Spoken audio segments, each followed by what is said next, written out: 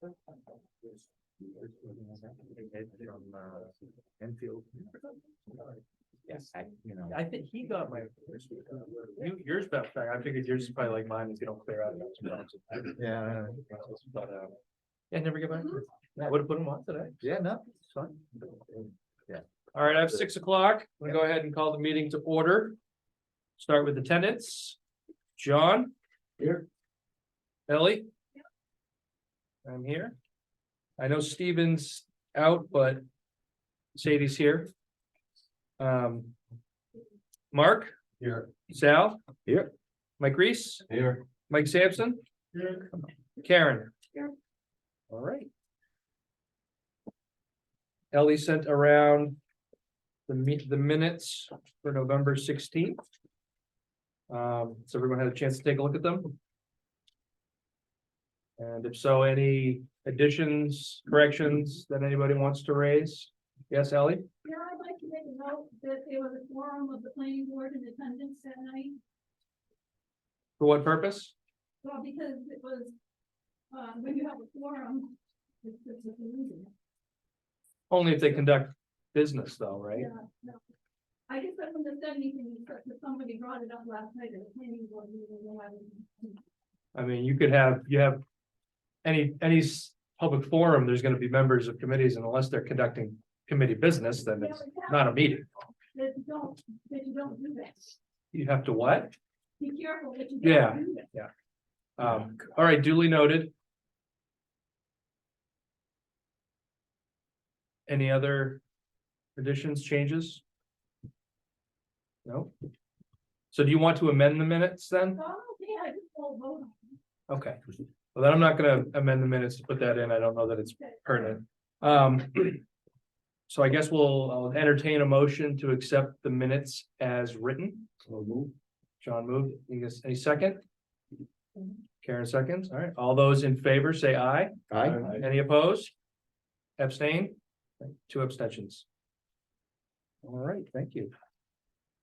Who else abstained? Just, Steve. I guess I should. Are you allowed to vote I am. because you're his proxy? Okay. I wanted to ask that. I figured it probably didn't matter, but I don't even know if we're taking votes tonight, but.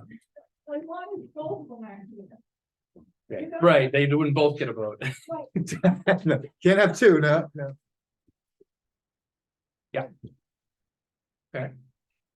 All right, so we're gonna continue on with the remaining department budgets and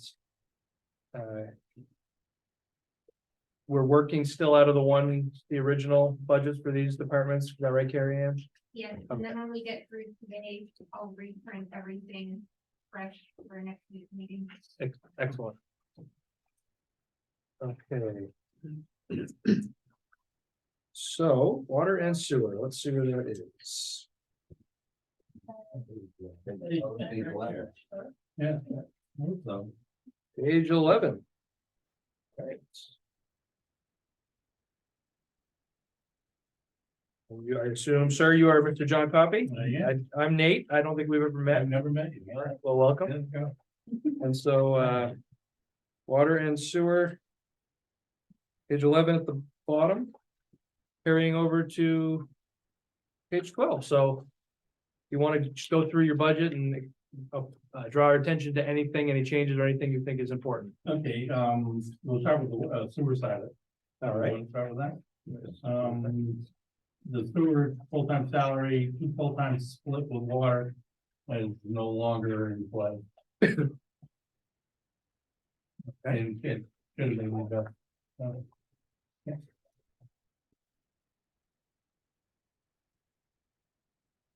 Like, to retiring, operator OT.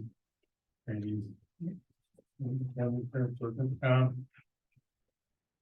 uniforms, I don't know what I think that. You have uniforms showing up on a highway bill. Yeah, but it's $5 a week, I don't think it did that $24. I went off of what Bob wrote out the uniform bill. So we can look at it. Yeah,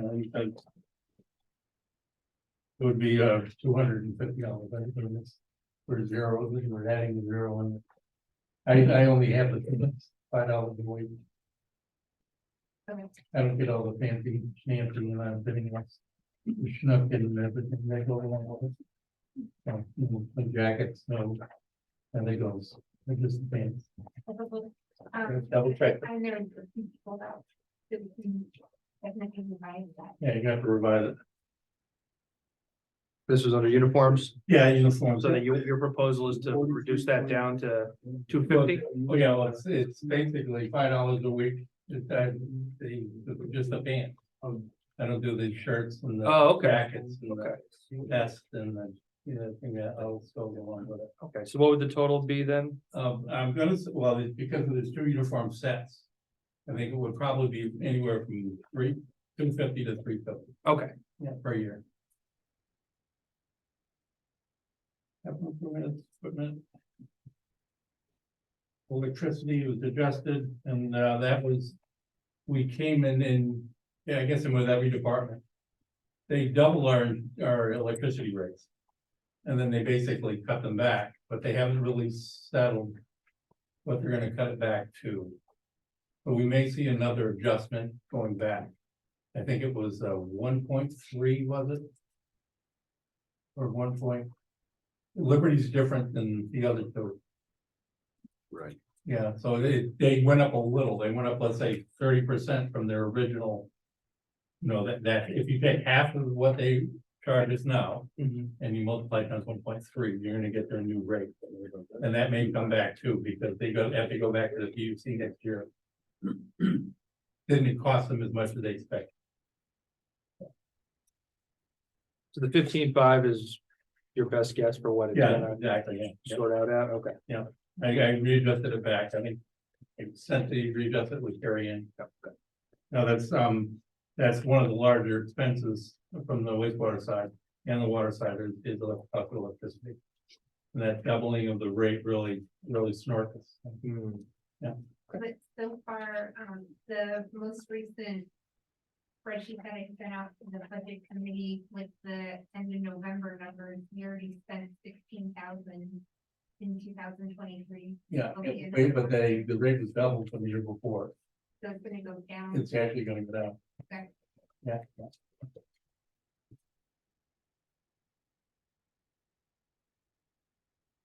Repair and maintenance, I increased, safety. Equipment, same thing, telephone, same thing, contract administration.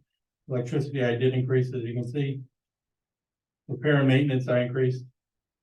Lagoon dues, that's what we pay to the state, they do 2 inspections. They do a dam inspection and a lagoon inspection every year. So. Postage, operating fuel. So Expenses. may I, Yeah. is the lagoon dues then separate from the inspection and treatment? No, it's, yes, they are. The lagoon dues basically, what it is we have an inspector that comes up and actually looks at the lagoons. They're worried in case the lagoons fail and then all that comes down the hill. So they basically look at it as a dam. And then I also have 4 ribs down below me. And they look at that as a dam too, even though I don't put much water to it. It's not designed to hold any water. It's basically, it trickles down through the sand. Okay. So it's not, but they still count it as a dam. So it basically every year I get 1 lagoon guy and then I get a dam guy. Oh, okay, From so the so they treat them as dams under the, Exactly, under their rules, Yeah. yeah. And we are, because since we own them, we are responsible for them. And that inspection goes, and they make recommendations and they send a letter to you. So. Lab supplies look good, inspection treatment going up because they're gonna be adding more. Rules basically, and then what it is I have to adjust to that. I don't know what the numbers are gonna be. Know where they're gonna be, then it just kind of adjusts it up just a little. Okay. And that's basically all my lab work. That I send out, I do probably 5 to 6 times a month. I'm sending lab work down, or lab samples down to Concord, and the lab work comes back, and that's the cost associated with it. DES does that? No, that's actually a private lab, Okay. Eastern Analytical. Yep. Postage, operating fuel, contracted services. It's gonna be about the same. Don't have the second page hearing in. Let me seal that just for a second. No, I got it, you got it. There we go, I give it right back to you. Electricity, we went over. 250 to 350. Repair and maintenance on there's sewer control and sewer treatment. So basically, anything that's in the street that's going to Depot Street is a sewer control. And then sewer treatment is anything that occurs up on the hill. Okay. The electricity, we already went over. Repair and maintenance, I increased this slightly. Lagoon dues again. Lab supplies increased. Spectrum and treatment, I went up a little. Postage, operating fuel the same, billing expense the same, and contracted services the same. I apologize, I was flipping pages when you started, Oh, no, that's right. but I heard you say something about the salary should go away or something. Well, I'm down to one person. I had a person working along with me, an apprentice, and then he no longer was. So what should, is this the new one? It's not- I don't know, that's, Well, we'll still have a regulatory obligation to have two licensed operators, so we'll have to fill that position.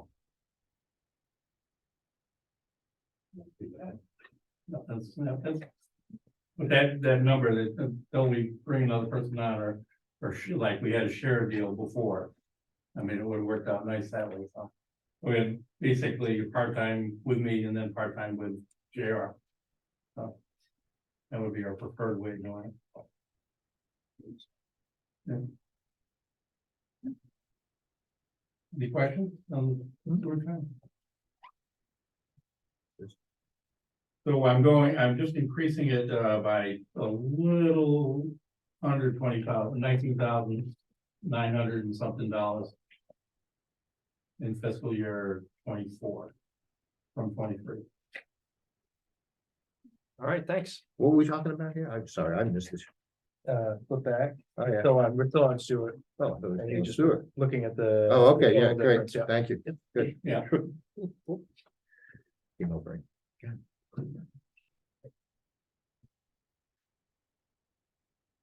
We want to go to water. Yeah, now? let's go to water. Yeah. Let's go to water. Going to water.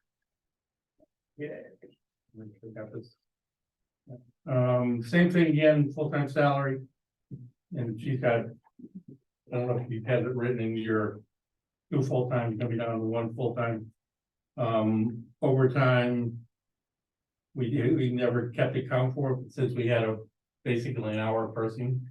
We had to pay that person overtime, or basically I don't get paid for overtime. Water retirement, that, I don't know is that in there for both of them? Okay, so that's gonna have to be adjusted back, right? Well, it sounds like we're gonna be trying to backfill the position. Yeah, okay, that's. Yeah, the numbers need to stay the same because we still have to comply with the state requirements for two licensed operators. So whether or not the position is filled, we have to have the money for it. When we start to advertise. Yeah. Okay, let's do, training, I increased slightly because of the idea we were looking at having two people. They probably would stay the same as 23 budget. Would be just for me rather than for two people.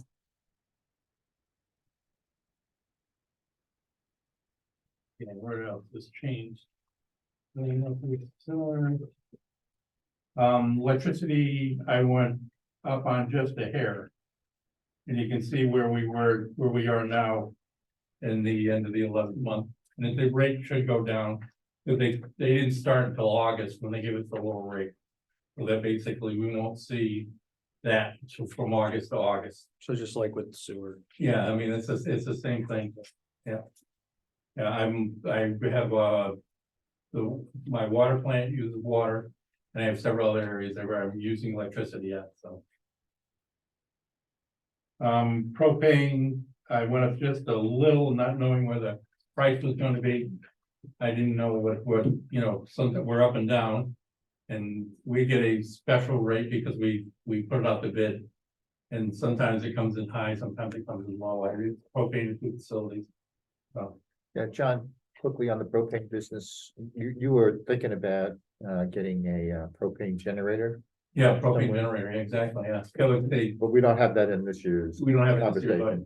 but, it's a grant. So basically that we're looking to replace the generator at Depot Street with a propane generator. We have to actually, the fuel we use, we pay a lot more for the diesel fuel. Mhm. And then we also get taxed on that. I don't know how that works.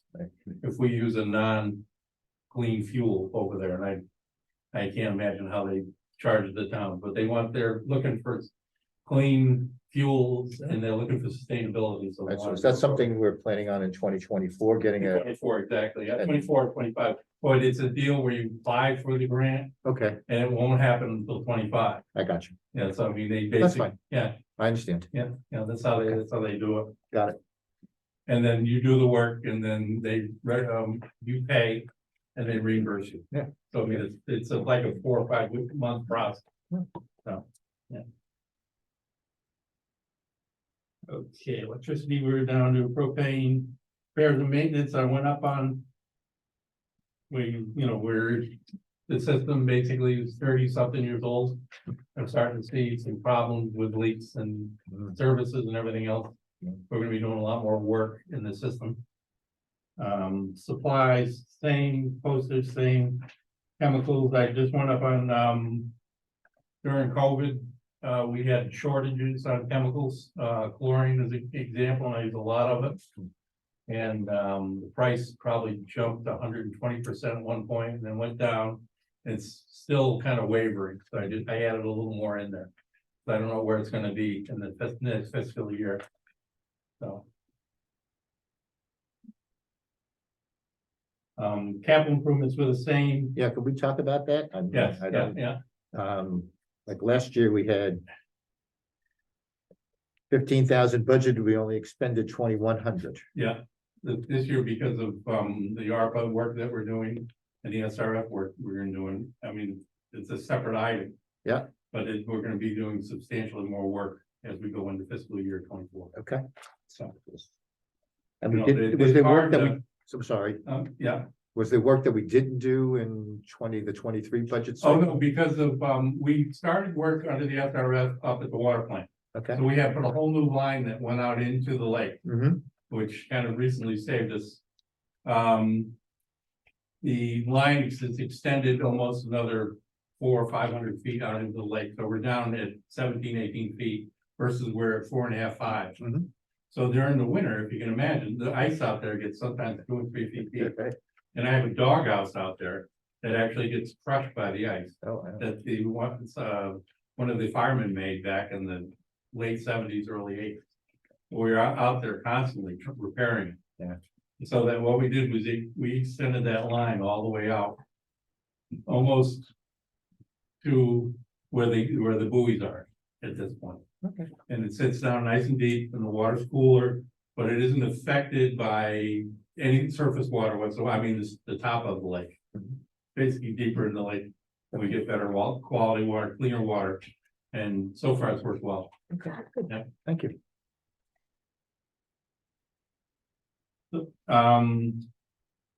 Equipment, I increased, we have older equipment and a lot of it's smaller equipment. That's not in CIP, Mhm. so I increased it there. Billing expenses is always interesting billing expenses. Inspection treatment is, again, on the water side is my lab work. So I've increased that because we don't know where we're gonna be in another year, I mean, basically. I mean, the rules come into effect this October coming up and extend into 25. We're gonna be doing a lot more testing. And this is what to deal with the lead lines. I don't have any that we know of. But we have to ID everything that's in the town, and then we have to deal with the ones that are what they call out of compliance. I was just curious, we had my building with my work in Hanover. We received something from the town water asking to come and see, identify, is this part of the same program or We they're trying? actually, during COVID, we actually went out and actually ID'd all as they came in through the Yeah, basement. yeah. So basically, if it's not plastic and it's not copper, anything else has to be pulled and replaced. Wow. And to give you an example, the local town, I'm not gonna name the town, they just did a major water project and probably half of the water lines that they did work up were lead. They didn't know that. And I mean, it's gonna be a very expensive thing. I mean, right now, they're saying that we're gonna be spending anywhere between $220 to $240 billion over the next 5 years. To do all this lead work in the US.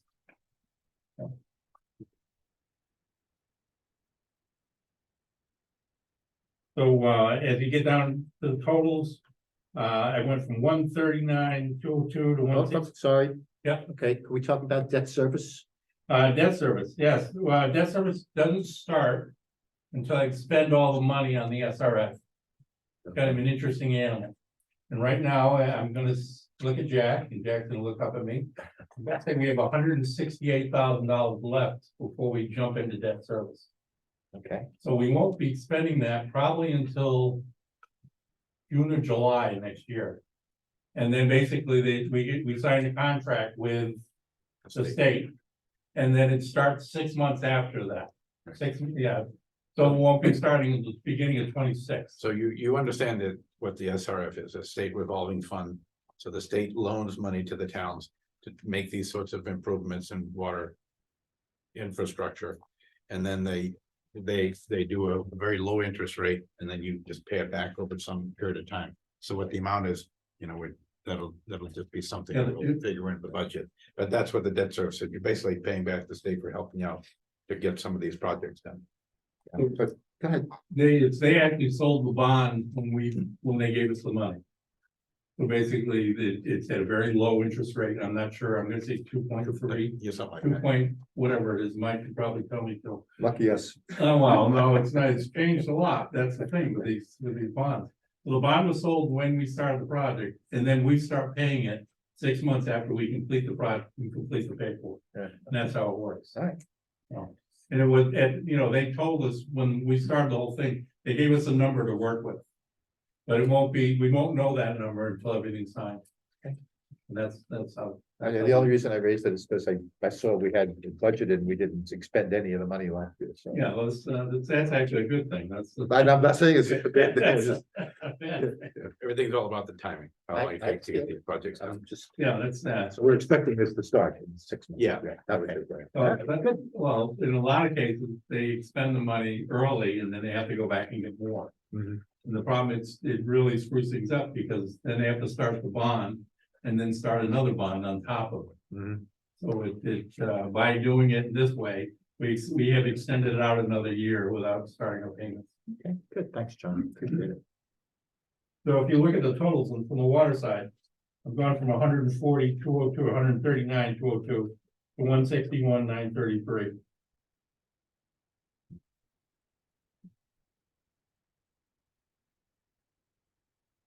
Mike? So combined, that's about a 14% increase. Yeah, and Now, refresh my memory, but I think last year the increase was only like 5 or 6. And Yeah, usually, yeah, There's a mutiny in town over that, right? Wasn't there a big fight? 6 or 7, 5, 6, 7%. I'm I'm just trying to think when we. not a user, so I don't remember. Yeah. I thought it was the year before. Was it the year before? Done it 3 times. Years, yeah. We did the year before, but we did some last year as well. That's when we started putting capitalization, anticipation. Right. Haven't paid that. That was to do the bond, and then there was another half person that was important. Mike? Yeah, this isn't a question for John, I don't think you know what the answer is, but for carrying up, we got the revenue numbers. We got the revenue numbers, but we don't have any revenue numbers for water and sewer. So if you could send them out, it'd be interesting. What we have to look at is how are we doing on actual revenue coming in. Budget, and it's never been balanced. The question is, how does it get balanced? And I think there was, I think the warrant article for 14,000, did that pass last year? It did. Okay, so that went into the revenue, but I think that historically, water and sewer is out of whack by $30,000 or $40,000. So if it goes up by $30,000 or $40,000, and we had about 60,000. So people were concerned when we went up, they only went up 50 or 60 over 10 years. So going from under 60, we booked that, and I'm not saying we shouldn't, I'm just saying that it's gonna be a problem. Yeah, Well, the we're choice- looking at the water and sewer rates now because of what Mike says. I mean, we met with the auditor yesterday about, there's basically roughly a 4-year trend of not as much revenue coming in for water and sewer as their expenses are going out. So we have to look at the rates and we have to look at depreciation and what the system's gonna need in subsequent years. And those rates need to be reflective of that because it's supposed to be an enterprise fund. Right, it's supposed to just be paid for by the users. But to mitigate dramatic increases, it's possible and probably likely that you bring it in over a smoothing period of, say, 4 or 5 years, in order that people can tolerate an increase to actually pay for the stuff they have to pay for. So it's almost like it's a loan against the general fund, because you obviously have to pay the money. If the revenue from the fees isn't enough, you still have to pay the bills. You have to get that money from somewhere.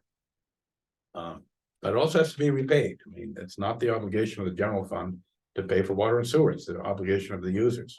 And so the trick is to establish a model and a fee structure that represents what it costs the users and nobody else. So that's what we're working on. Yes, Mike? A couple of comments. First one is, we started doing capital planning back around 2012. Where we brought Granite State Rural Water in to work with us, and the state came in as well. And we worked on it for a year, and you would have to look at the value of the facility. And then try to figure out what the useful life is and see, same thing as everything else, what's a replacement account. And I think after the first year, we came to a conclusion that we couldn't afford to operate a water system if we had to replace it 20 years down the road. It's as simple as that. So we spoke with Granite State Rural Water and the state, and we asked them, well, what are all the other municipalities doing? And I said, well, they see the same thing you do. I said, yeah, okay, so what are they doing?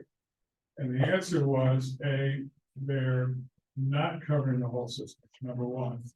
And number two is that the generally accepted process back in 2014 or 15 was that their capital reserve was based on operating till failure, which means that the money would not be in place to replace the system.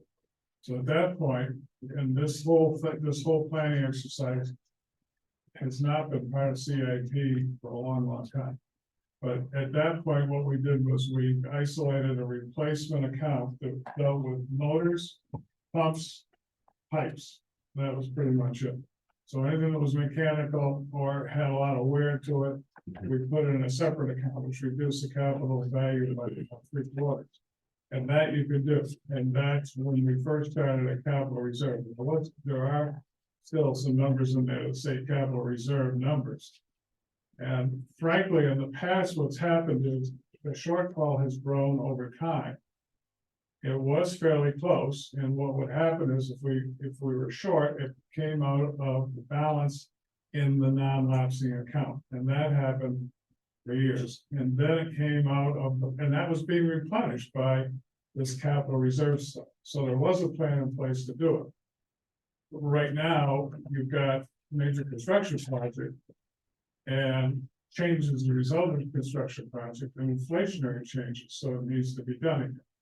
And I don't know what's gonna happen. I just know that the issue frankly is when people see that it costs 3 times as much to buy water and sewer from the town as it does to drill a well and a septic tank, they get a little cranky.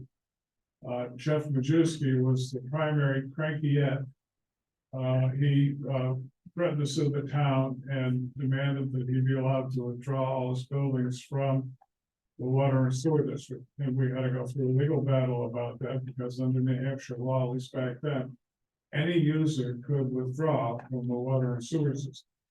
And since he had a number of units in the village, it would have been highly detrimental. Highly detrimental is not a good enough reason under New Hampshire law. So if he had withdrawn, it would have knocked our revenues down by another 20%. So our attorney at the time recommended that we do a value added tax. And that would be on properties that chose not to use the water and sewer system, but had the benefit of having the water and sewer system available to them if for any reason their systems failed. And most of them could only take one or the other because of the contamination in the village. So the end result was Majewski backed up, but that's part of that whole decision making about race, is to try to make sure that it is at least livable. So But I guess ultimately Jack's point is that it's not fair that money from the general fund and seemingly unknowingly supplements water and sewer. it doesn't now, but it has an effect. It never did. It always came out of the non-lapsing balance in the account. And I'll be happy to go run it for you if you want to see it, but the long and short of it is, up until 2022. Anything that was, first of all, if you looked at it over all those years, from at least from the time I was there, 2010 until 2022. Coffee underspent his budget. That was number one. So it meant that you didn't have to raise all. And number two, there was a non-lapsing balance in the account. So if you were supposed to raise 200,000, you raised 180. If there was 100,000 in the account, frequently there was, it would drop it down to 80. So the first time that general funds were used that I'm aware of since 2010 was when the warrant article went into effect to pay 14,000 of the general fund into the water and sewer system. And I'll be happy to bring that or send it out to the committee if you want to see. I don't want to spend any more time. I wouldn't say that that's how it happened, but that's what happened for 11, 12 years. Never spent money on the job. Any other questions? All right, sir. Well, thank you. Thank you. Thanks, Tom. All right. JR, would you like to speak to us about the transfer station? Yeah, sure. All right, let's see, we're gonna find what page we're on, so. Let's see. Transfer station will be page 7. Yeah, there we are, right from the top there, Right on top. at the top of your section, Where was Tom? not at the top of the page. Where was Tom, right? Salary. On the other side.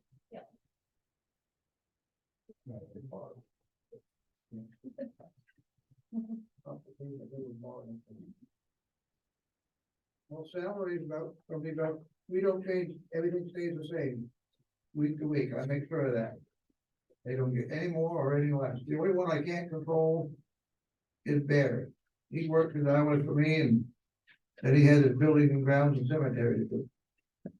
And, there's no increase there for us. Next one down.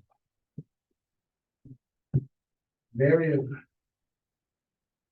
The only one I got part-time is Danny. And he only gets, what, 23 and 4 hours a week, that's it. Insurance, So all the insurances and taxes and employment insurance, that's the same setup as the other departments, we're now splitting them out. Yep. So should we skip down to the one twenty? Yeah. we don't have any more. Well, good. I would just, fast spending. We just saved 1,700. Say so. Well, I like that. you're the only one. Someone said he won't be there. Except for Barry. With the boots? Yeah, me and Danny don't wear uniform, we don't even never had. You want them? Stuff softer, we can take the boots. So we're on the front now, on the side now, right? Yeah. Okay, well, it's started. So 1,700 is gonna be taken out? Yes. You don't need money for uniforms? Cause you don't have them now? Not looking to get them, all right? Danny or me, Do you want them? no, Okay, then, thank you very much. Zero. Boots? They you very uniform, they take them, you don't get the same one back. Here's the two door, two sides. Oh, We get you. It's okay. I heard my own We're with you. friends of mine. Electric. We don't do anything any different we've done in the past. It's just the way the times that things are going up and up, and that I just can't slow it down. We don't have water and sewer. Right. We only got, yeah, okay. Fuel, my fuel. Should drop, because I'm only fueling up once a month now instead of twice. Because I don't go to Maine anymore. To make money, so. Dues, we don't have any dues. Sorry, just quick second. Well, that goes under the other thing, don't it? Hang on one Training second. stuff. We don't have any number for an expended number in 2023 in fuel. There were two fuel accounts, one was for trash, one was for recycling, and you can, that's the one thing that you want. It's down on line 359, 4324-10-415, there was like 2 lines. So I was trying to get rid of one line and condense it like I said. Same question. In that line, I don't have any expended monies in 2023. The version that I sent out a couple days ago, the end of November, transfer station has spent $1,800 this year so far. Oh, I must have said, so in total 1,800. When you write down on the super how many gallons here, you can. No, okay, yeah. It's about, there are 2 lines. The first fuel line is empty. You're down the lower line, it's got the 1,800. Okay. Should have $1,800. Wait a minute, are you going on the red book or what are you going on? The red book. Red book is Without a date. outdated. So I put on this screen. So Ah. that I emailed you. Thank you. Okay. Fuel. Yeah. Oh, that was this morning, it was yesterday morning. So this is the one we're operating under? That's the most recent Okay. version of the spreadsheet. So not to be a pain in the butt, but fuel at 415 there, 2,500 budgeted, expended 0. And then go all the way down. All the way down, fuel. Expended 1,800. Is that so that's the number that we've expended, the 1,800? Yeah, and I still have to do November and December. Thank you very much. The difference is your black knife on it. I just, I don't like when things don't, I got the wrong paper. No. Okay, good. You know, say again? Yeah, Got all yes, sir, three? thank you. Okay, dues are just the same, they don't make any difference from what I'm being told right now. Supplies. We take care of ourselves. We buy our own toilet paper and our own paper towels and soap. Wash and cold water. Certified training. We get that once a year. That's it. What little bit I get over the phone when I call, get questions. Solid waste hauling. For Fred, as long as I got my 2 trailers to work with and my recycle can, I'm all set. If I have to lose one of them, then I gotta call Fred for backup. So the 5,000 is what, it's roughly what you expended already this year, as backup, is that what you're saying? Yeah. All right, gotcha, good, thank you. The tipping fee for Lebanon, that goes up first of the year, and I don't know how much that's gonna be, it's gonna be 150 or 105 a ton. It's going up to 106 a ton, I believe, is what I was Right. told by them. So, no, 105 in January increases, and right now we're around 70. I heard. Yeah, but what, last I knew it was 69, 69 a ton. So it's a significant, so that will have to be changed too, but. That's newer information that came out. So we're gonna have to get a revised number for that? Yeah, the area that I'm sure constructed that. Okay. I highlighted it, it will be updated. Mike, Like what you said. If you could check also on the tipping that expended to date. Because usually the bill for that comes in after the close of the month. So I don't know that that represents 11 months, the 75,000 will represent 11 months or 10 months. If it included, you just gotta know what it is. You know, it's always been a problem, because we really don't know how much we spent for the year until sometime around the middle of the year. And that's correct, we only leave them through October.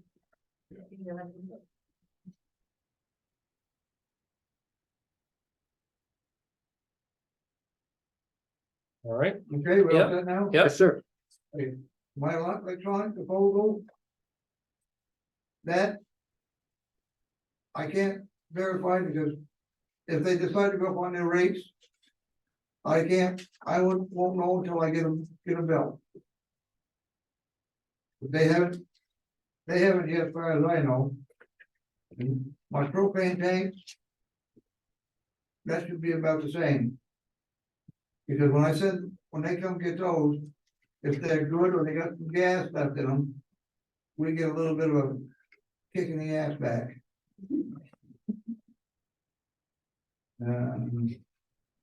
Appliance, Is that a good thing, Ellie? well, give a little. We don't want to know about personal things like that.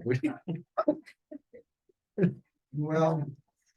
You get pretty frustrated with it sometimes. Moving on. You can't keep up with them all.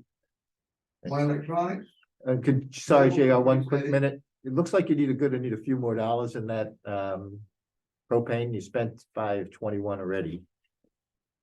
So do you want to just up that to like $525 or something, just to add a few more dollars in there? yeah, So- probably auto. All right, good. Let's want to make that $525 and. I Yeah. got some dumb people over there throw freaking propane tanks in my metal pile. And I have to fish them out. All right, thank you. Now, where are we now? Appliance costs. Huh? Appliance costs? Yes, sir. Well, that's it, that's when I ship my, Refrigerator. no, I don't ship refrigerators. No, They take the fee on I that. think that's what you're trying for. Oh, okay, well, just, that's $10 a.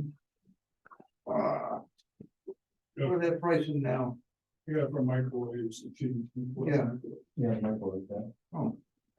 Well, That's one time. that's pretty close to being right. So they haven't gone up on a surcharge yet. And I'm waiting to hear from NWRA all this crap, so I ain't got it yet. But brother, that should be right there. You know, solid waste, the garbage, I don't know about that either. I won't know till the first of the year. And the present bulb, that's fine right where it is. Sorry, can we go back to the solid waste? We've already expended 6,800. That is waste. Sorry? That's the That's, household, yeah, okay, and I don't have, to be honest with you, I don't have nothing to do with that. I understand. That's up to Me. him. Yeah, all I'm Yeah. saying is we I expended just so direct far. People in the right direction. Okay, we expended $6,800 plus this year already. And we're only budgeting 3,000 for next year. That doesn't sound quite right. Is this the hazardous waste? Yeah. Yeah, I think we contract with regional planning on that, and I have that actual contract on my desk. So I'll give Carrie on that number, but apparently we participate in solid waste, hazardous waste cleanup. They come over and they pick it up and you split the cost and somehow or other. Depends on how many pounds you pick up, so. Right. But Yeah, all I'm saying is we expended $6,800 this year. Yeah. And I'll get Carrie Ann. 7,300 the year prior. I'll get Carrie Ann the number from the contract they sent me. All right, so we're gonna have a new number for that? We will. Thank you.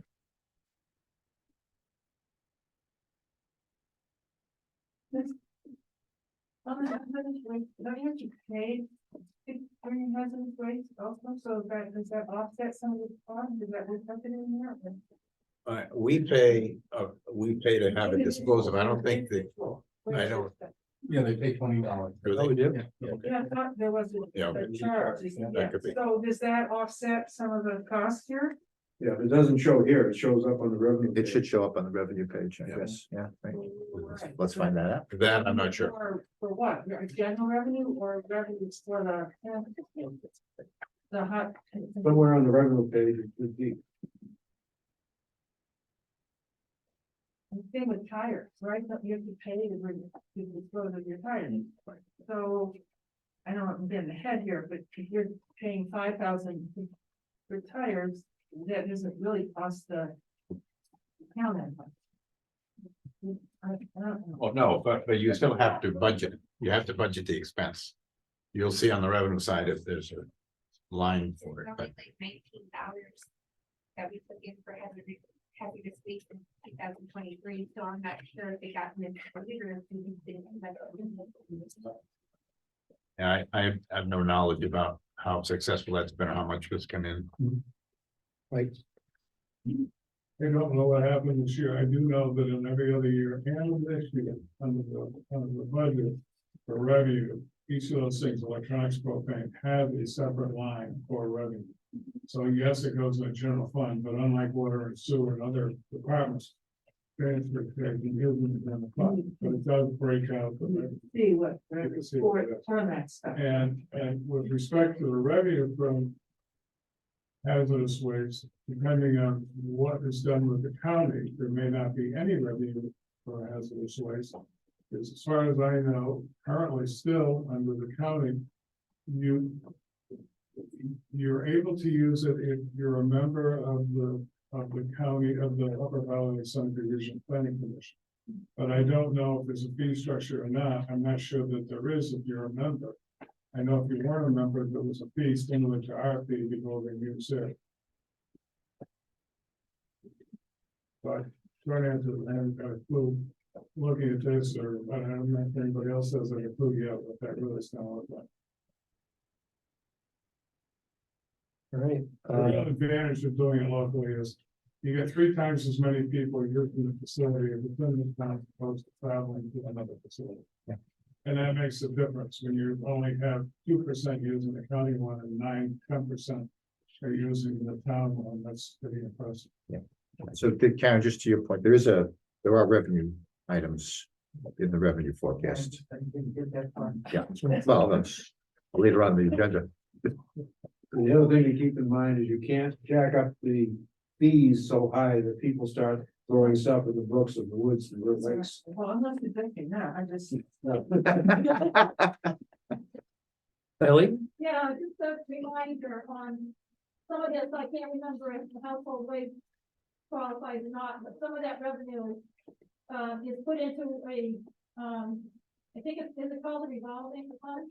Non-lapsing, Non-lapsing account, is it 25%? not on that, as a disposal, it's not a recycling. So all the other stuff, like the stuff we collect from microwaves, refrigerators and all that stuff, doesn't that go into these like? No, really, it's just a scrap metal and any recycling revenue. Oh, okay. But some of, I just wanted to make the point that some of it does go into that fund, so it's not all revenue that we can spend right away. Probably not much anyway, but Usually 5 or 6 grand a year. yeah, some of that money is supposed to be spent on, if I can remember correctly, I didn't bring my calendar to it, so some of that revenue that goes into that non-lapsing fund is supposed to be put towards, improvement to the transfer station. The, down to, I think we're bad tire disposal. Tire disposal, that's my biggest headache right now. No, wait, no, I'm getting ahead of myself. Tire disposal, that ain't gonna be any changes, as far as I know right now. I'll get an update probably next month, well, before the first of the year. If they're any better doing, these guys are really good about doing it, what we had before. The people before we had it, they'd show up when they felt like it, and this year they went up.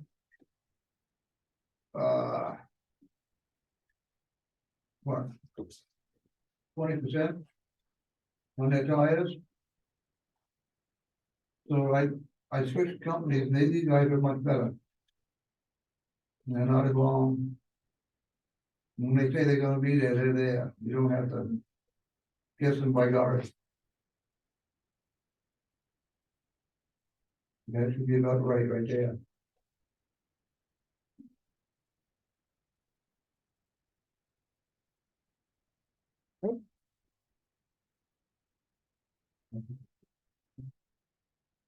C&D hole, that's red, and I don't have any C&D, that's why I have a hard time figuring that out, but that's besides the point. Sorry? I don't have any C&D. Construction, agreed as well. Construction demolition, we don't do construction demolition. So why are we? So what's going on here? Somebody help me. We used to, Oh, we used to, okay. I used to have, two bulky wasted. Well, we expended Yeah, we- $2,500 Yeah, this you year. shouldn't have spent anything. I'm sorry? There hasn't been any C and D. So you should not have spent anything for C and D. Okay, Carrie Ann? I was just going off what was expended, so I can take the 5,000 out if we're absolutely sure we're not gonna be spending anything on it. I'm sorry, but Mike is saying that we should not have had anything in that column for an expenditure in 2023. My guess is it's part of hand hauling that's up above. Okay, Because they- yeah, I There's wanna- been no C and D program for. 2 years. okay. Which would Last suggest time we did it. that we need more money. So I up think we above. need to figure out what our relationship is with Hammond, what they're doing and how much they're gonna cost us in so it's 2024. Been there twice then? But there is a line further up. Yes, but and that's a different kind of hauling, right? Carrie Ann will just go back, look at the journal entries Thank you. for the earlier in the year and see if something was misposted. Because Okay. it would suggest that there's not enough money up top if that's the case. That's right. Stop taking C&D at one point. Yeah, that's the case, that's right. So I think we just need to review the Hammond, what our relationship is, what's gone on and what we expect to happen and. Yep. Okay, thank you. All right, recycling? My recycling, that. I got no control over that. I fill the can once a week. They come and get it and. Do whatever they do with it. I had to call them last week to come early because my can was full, and we were closed on Thursday anyway, so. I had them come Tuesday. All right, with They were so far, here today and they swapped me out this morning. okay, Carrie Ann, I can help elaborate. Thank you. We've done a lot of analysis into this line item because of everything going on. So there's a $295 a week charge for the 40-yard Yeah. something. So we're paying for that every time they swap it out, which is about once a week. So, and then on top of that, when we take the stuff to Casella and they take our recycling, they send us a monthly bill for what they're charging us for recycling. And then that varies depending on the ton, and it can be anywhere from 2,500 to 4,000 a month. For them to sort our recycling, so that's what is comprising that $30,000. And there's also, we pay NRRA transportation and facility fees for everything that they come and pick up, like our tires and appliances. So we have really two companies that are getting charged to recycle hauling. You've only got 30,000, how much did you say? It's a month? It should be. seems like a low 4,000 a number. month, 4,000 a month, that's. Yep. A little bit more than 30,000. Yeah. So what does this really cost? And do we get any, Mike, go ahead. Yeah, I still I'm gonna address this whenever we get to the point of reviewing it all. Other than I just want to point out what this is showing, and that is that so far, we have budgeted 16,000 down there, and we're sitting at 41,000 at the end of November. That's part of the overrun in the budget, but over and above that, you also lost the revenue side about $20,000. So doing the roll-off pickup, bringing it to Casella, it was costing the town about $60,000 a year. which I haven't heard any good reason from anybody of why we want to spend $60,000 more. If the board, if the budget committee wants to approve it, that's fine. If the board wants to do it, regardless of what happens, that's fine. They have the authority to do it. But that means I'm only 74, so I probably would be able to release it in another 4 or 5 years. It's just a waste of money. So when you're trying to spend all this money on all these other things, it's a waste of money. And And- there you can see the numbers, you have $39,000 expended in the 11 months. Okay, So can I ask, is this because, so I understand, we use this roll off now? exactly. Because that we, it looks like we got from Lime. Or maybe they replace it, and we used to have the other one that had the moving floor that we couldn't replace, and that used to get hauled to Maine, and that was worth it, but now it's not worth it? Is that, I don't believe that statement is accurate. I believe that that's why the decision is made.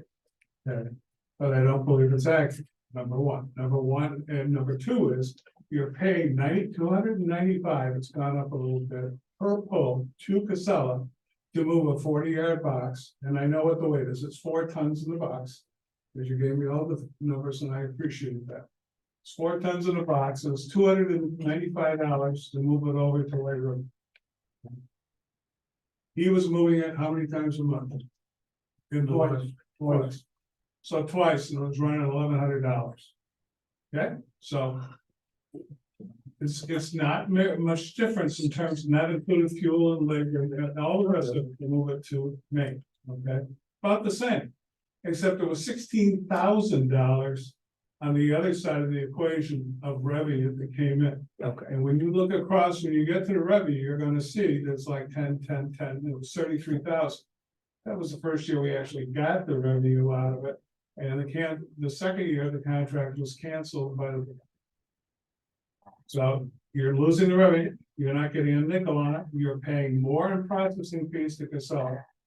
And you're paying more on the truck. the revenue is coming from the plant in Maine. The revenue is coming from the plant in Maine.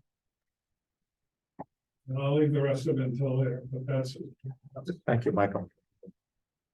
Okay, And by the way, could I ask a question? Mhm. There, Yes, sir. which way would you do it? I ain't lying to nobody. I prefer to stay with the trailer, but I'll do whatever the town wants to be done. Okay. Sorry to ask the question. I ain't lying to nobody. That's. A 40-yarder, I worked with 40-yarders for 27 years. I just. In the wintertime, if they ain't covered, they're gonna freeze, you're gonna be paying twice as much. Because they're gonna bring back half or a quarter of what they couldn't get out when it was froze. Well, you're gonna be paying and paying and paying over and over for the same thing. And it's. It's also got water. So you use an open top compactor. Yeah, The one up on top of the hill is a closed compactor, it's got a roof and it's in a closed building. yeah, And the water weighs 8 pounds a gallon. So if you put the water into the box, you're paying $130 a ton processing fee for water. So we can't get another, I'm just not familiar. What's the reason why we can't get another trailer? Availability, price, 2 trailers currently licensed, inspected and registered. and where are we using them? Board choice. we are. all right, well, let's go on to the transfer station redesign, because that may shed some light on this issue. Can we? What's gonna go, why are we looking at $80,000 to do a transfer station redesign? We down my skid steer. No, we're not down to buying Yeah, one equipment of yet. you never saw it. We threw it last night. Where's the transfer station? Oh, it's not. Yeah, right there. I had 80, what have you got? I got 80. 40. No, transfer station redesign? Where are we on the transfer station? Like 3 up from the bottom, is that, I can't see. it. What is that? 80. 80. That 80,000 hasn't been on the sheets that I've seen up until last night. Yeah. So, have you seen that before? No, Okay, so he has no idea what. So where did it come from and, I added it based on conversation, just making sure everything's reflected in the budget, until we make final calls and stuff. So we could. Conversations with, Yeah, conversations with all the committees. what committees? Committee, Select board, talking to Jack. So the site improvement and the skid here are conversations we should have.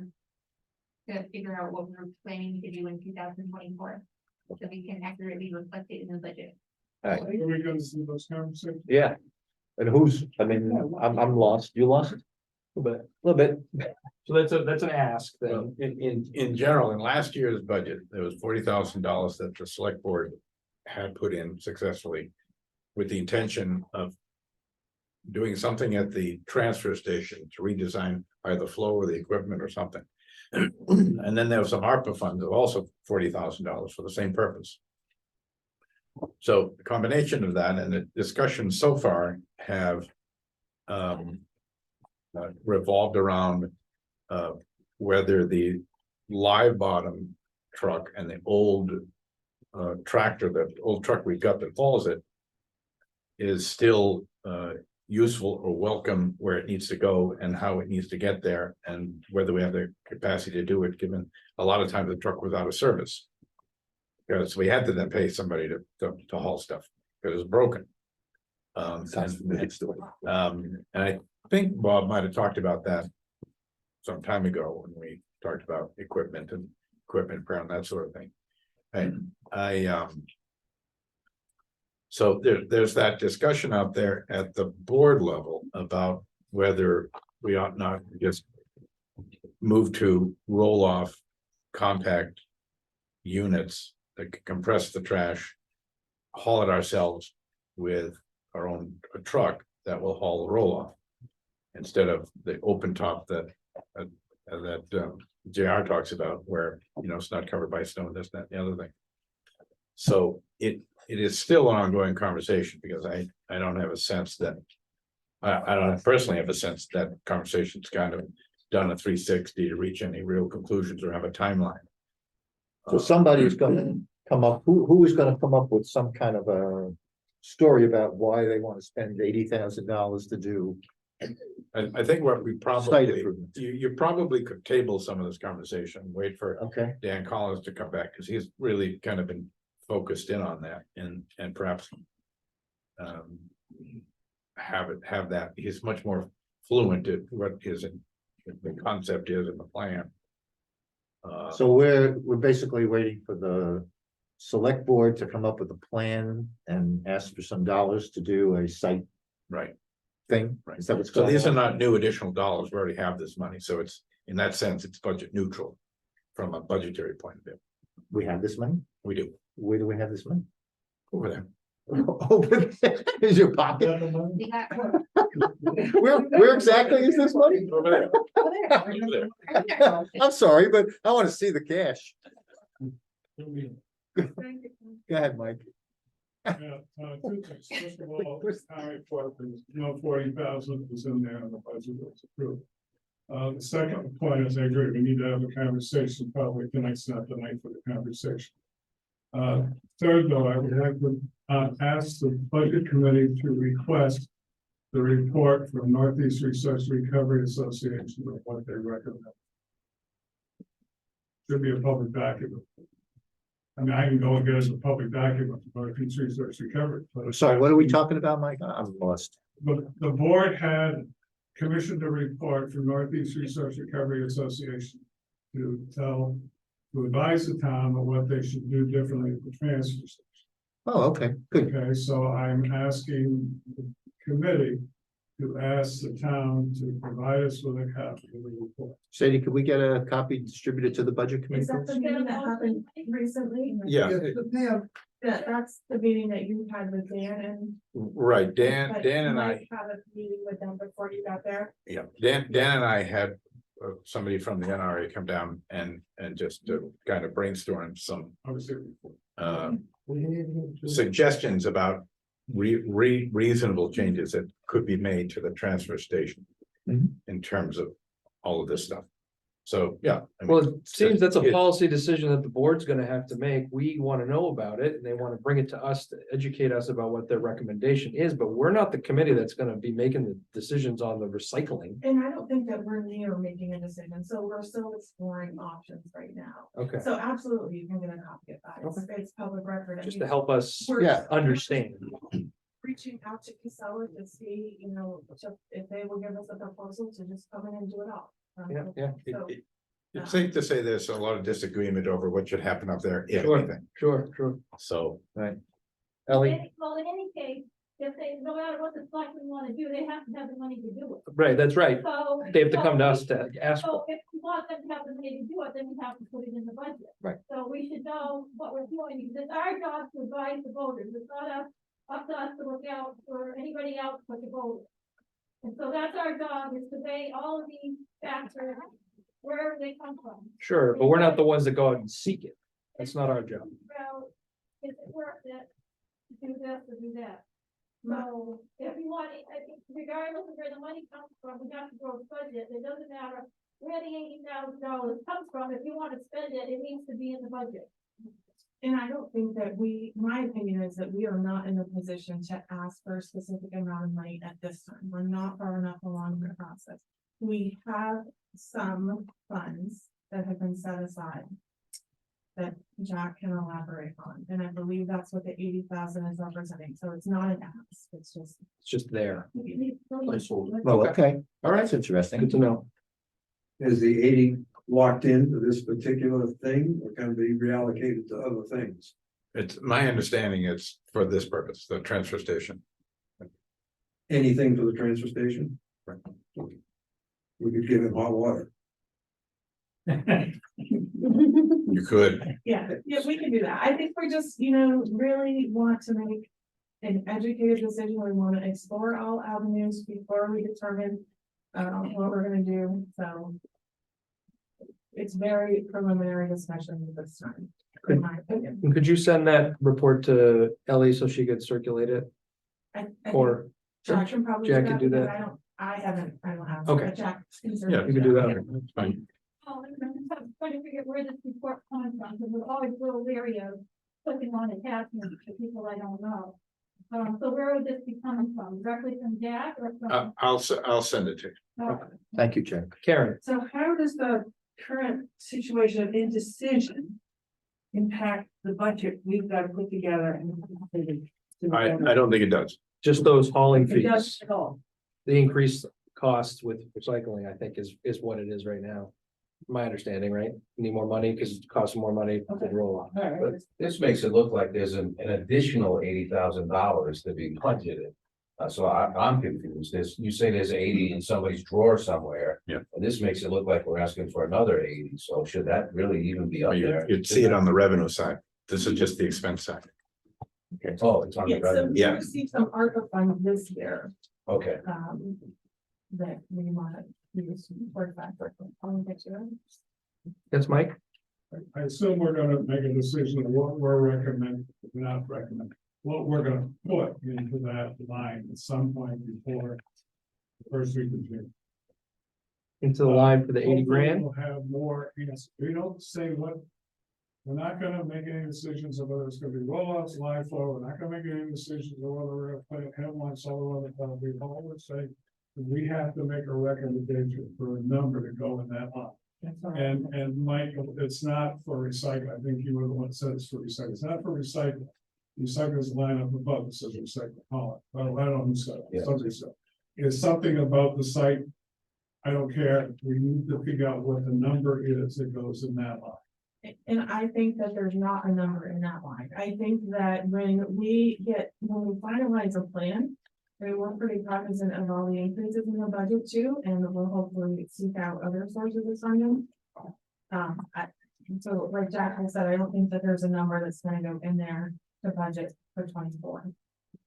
But if there is, Moving out, it'll be budget neutral because we're not gonna use taxpayer funds to do it. Look at, Whether or not it even gets spent. Right. If you don't put something in there, even if it's balanced by revenue on the other side, then you can't do anything. All right, so that's Then fine. So right now, where we stand is we have a budget item that says we're gonna expend 80, but we don't have anything on the revenue side yet. We haven't seen the revenue yet, yes. We have, Actually, I'll see it. Why don't we make that, Hypothetically, we're John. not raising tax much. John was next, good, John. we're just gonna pick up on what Mike said. Let's pick a dollar in there until the select board comes back with a request. I'm okay with that, I'm okay with that. And Go ahead, John, go ahead, John. Mike, go ahead.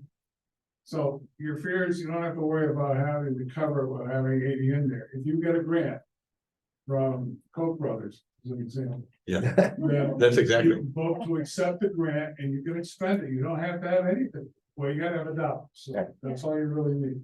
Thank you, John.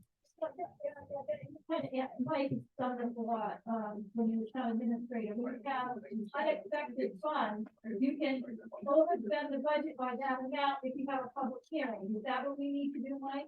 If you get it, yeah. And if not, hey, So that's all we need to do, as long as we have a public hearing on it, we can spend it without putting it in the budget. we need a line. What? We need a line. Yeah, we need a line, put a dollar in, let's move on. Need a category. Oh, we're good. We're good, let's go, next, all right, great, thank you all. Good plan. Next item, last item, JR, you got one more in there, And what do I got? skid steer, yeah.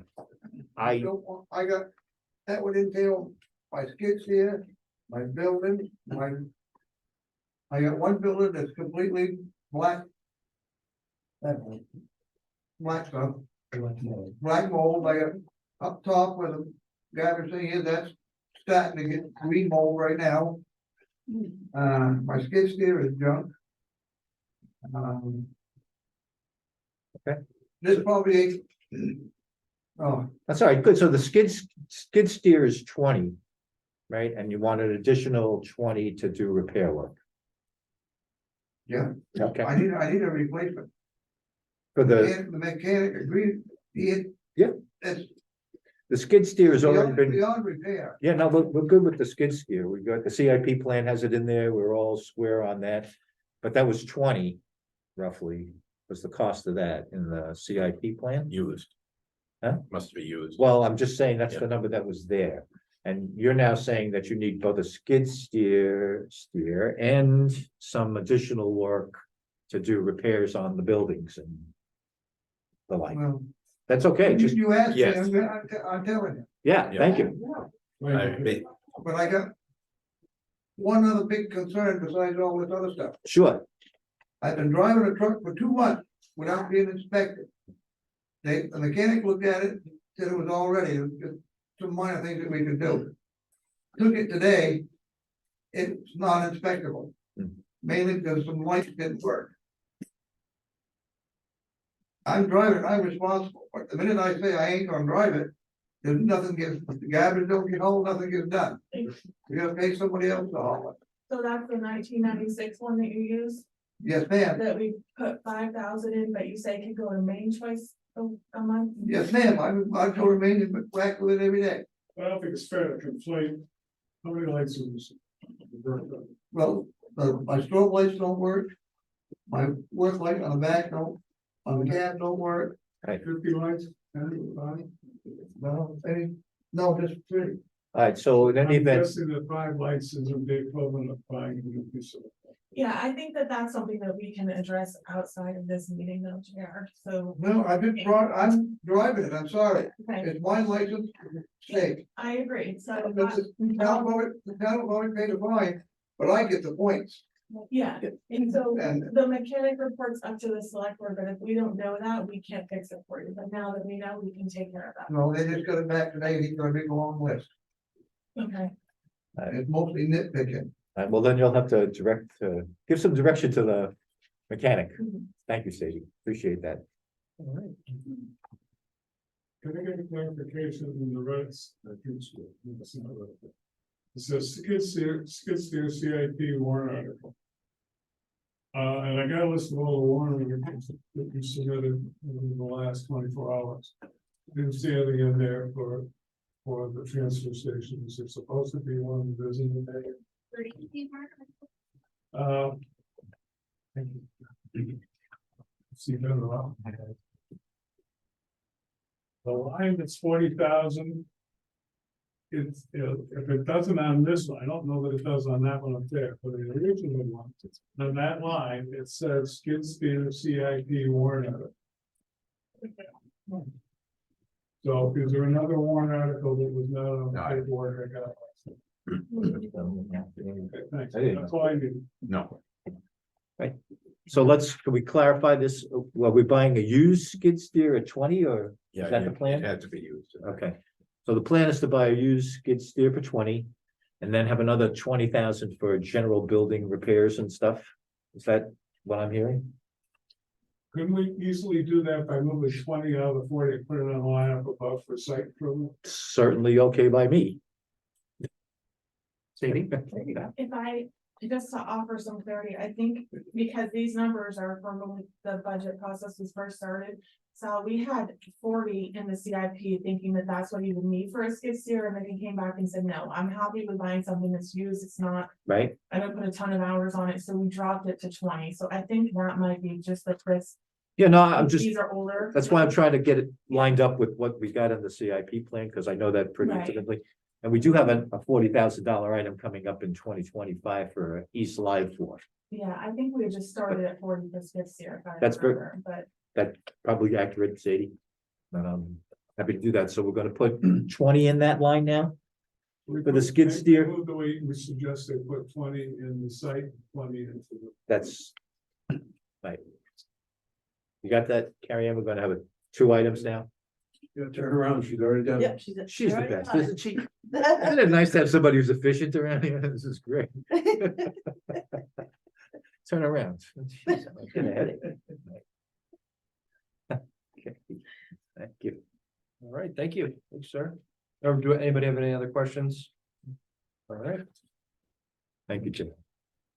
all right. Deb, treasurer. Page, page 2. About little more than halfway down the, yeah. Well, if you just want to point anything out, it looks, you just kind of go through and let us know,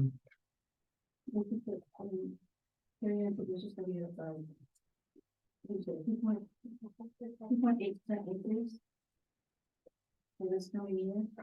on salary. Is that right? Yep. And that looks like. And then training. Which last year we asked for 500 for training, which I didn't use any of it. Okay, Well, we thank you for asking Yeah, for less this yeah. year. looks like you did Carry in for that. the same thing for supplies too, right? You got 250 last year. Yeah. Dropped $50. Yeah. All right. Thank you. So I think that's it. That's good. All right. I like that. That was great. Ask for less. This is a good thing. No questions for anybody else? All right, we are there. Welfare.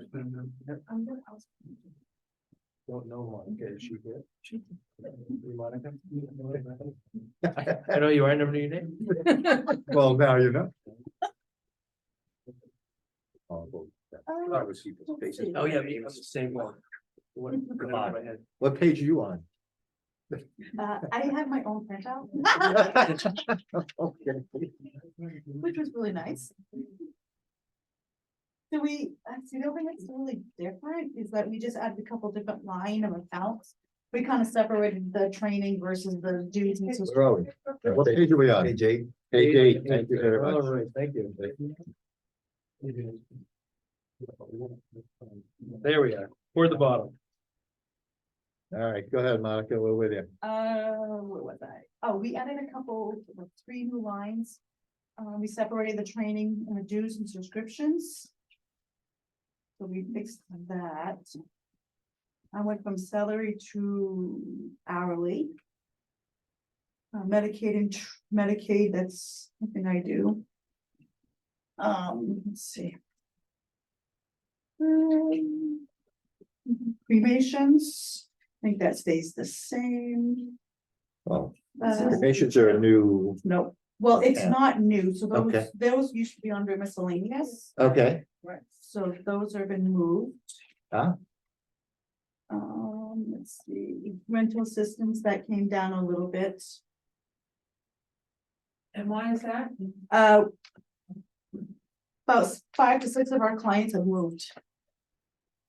So we don't have as many clients. Coming in and asking for assistance. They're not gonna be replaced, Oh, I'm sure they will be. so is that safe to reduce the demo? Yeah, there's a lot of other resources that I've been able to connect with to fix that with. Food assistance, I dropped that line as we have the food pantry, which is 24/7, my access. So we left 15 there just in case, but really don't think I'll need it. Security deposit is the same. Fuel assistance. Believe that is the same. but we haven't really used any of that. No, going I'm on? just starting to dip into that now.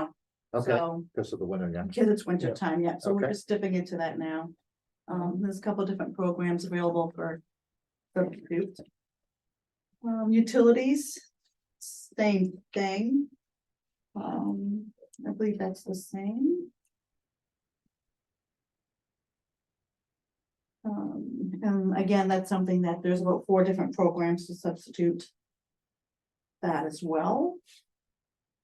Medical, I believe we dropped that to 100.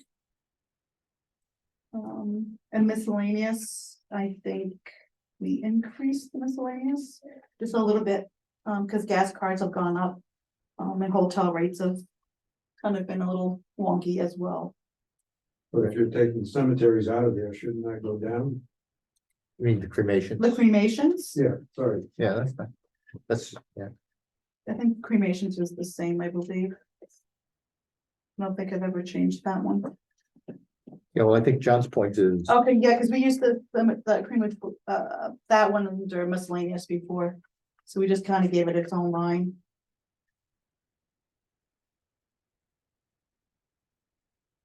But miscellaneous was never 5,000 to. Or 4. I mean, it's fine, I agree, that we didn't have the cremation costs, yeah. How much is it? How much? 8,000? 1,100. No, what's the number up there for miscellaneous? all right, 2,000. 2,000 Okay, it's 2,000. and 3,000 for cremation, so that's 5,000, which would have been in the miscellaneous line before. But there's never been. that And there's much. never, But there's exactly, never- Karen, that's I the, have a feeling that. we're gonna be doing more cremations. No, there are a few that come along, yeah, so, I mean, my experience with that, anyway. Right, well, also, they have also done a new program to help. A relative that could use the funds, they give us a set price, but they also have another program. That substitutes another price for that. So it brings it down to, Yeah, they reduce it. No, I think that's a reasonable amount, from my experience. Okay, just to. Misspelling. Yeah, Mike had his hand up next. Mike? Yeah, if you look under the expended side, there's 3 things that are in that miscellaneous, so 1,100, which was a cremation. And then there were 2 other items, 647 and 271. So that got you to 2,000, so realistically, the miscellaneous could be 1,000. And that would reflect what we're doing currently. But you need the 1,000, and you never can tell on cremations. I mean, the reason we took it out of miscellaneous, is it depends how many poor people die. yes, So if you got 3, you're at 3,000, you got 2, you're at 2, so. and we still need the miscellaneous for gas cards and occasional hotels. Well, yeah, so maybe you need 2,000. Does anybody have any strong feelings about? Hotels. I have 2,000 in the miscellaneous. I really don't have any problem with the 2,000 and the 3,000, only because we have reduced rent. there was a time when rent was 40,000, but that was before all the federal subsidies. If the federal subsidies go away, and people figure out there's a welfare department, Monica, you're gonna be back up around 30 or 40,000 easy, so I frankly don't care, you know, 2,000 in a budget or 3,000 in a budget really isn't out there. Yeah, no, and it's a reduction, it's a reduction from last year. So all- Yes. all three. There's a lot more other programs that they can be using. Okay, well, let's just, we just want to make sure everybody understands where it all comes from. Remember, 2021, you spent 93,000, Yeah. so you're in a good day no matter And what. it's been no rentals open for quite a while, so. This one year we spent $74,000 on, that's on rent. In 2021, but. All right, any other, The lowest rate right now is about 1,200 to, and the highest is 17. Michael? Yeah, it's just a comment. I know our wage increase is 2.8%, but Monica's is at 26%. She's special. I.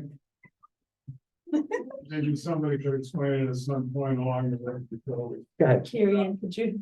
Okay, I've been an elected official that was getting a monthly stipend and starting 2023 was when she was changed to an hourly employee. So calculating out her hourly rate against the hours that she typically works. That's what the salary came to. At what rate of pay? Well, I'm just looking for transparency. Why? yeah, no, why not fix this? It averaged out like 13 an hour to 18. That's not bad. That's fine. so at least we know, okay, good. And she also does additional things other than welfare, like these meetings, the Zoom, Yeah, that sort of that's thing. really what my question was. Yeah, geared she's to. doing more, because we haven't filled the administrative assistant position fully at my suggestion that we hold off on that and just kind of add it incrementally when we need to. So Monica's been very helpful in the office doing other administrative things. Oh, but she gets compensated for Yeah, those, yeah, some yeah. other rate or Sure. whatever Sure. going on there. So, Okay. so some of this is general administrative support, like her attendance here tonight. Yeah. And the rest of it is just the welfare, the normal welfare stuff that she used to do. Okay. And we just equalized Sorry. the wage. And frankly, that's what my concern was, and when we first got the red book and back on the 28th.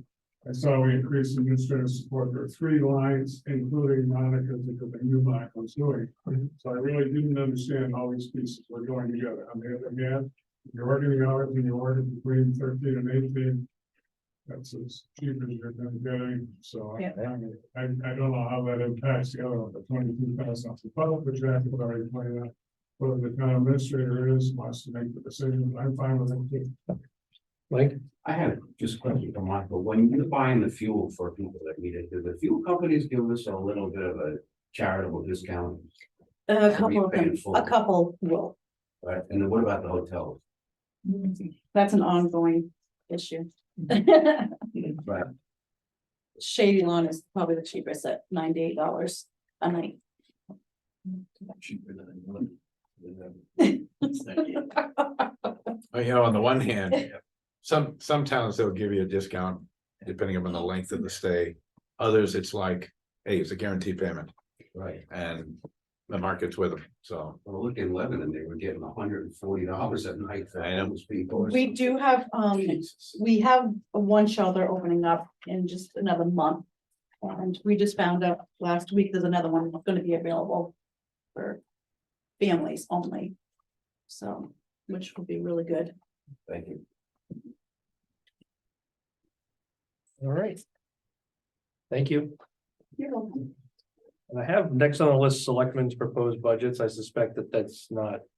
Or do you have those, or is that probably not for this meeting, huh? I just kind of left it there. I think we have some things covered, right? Mhm.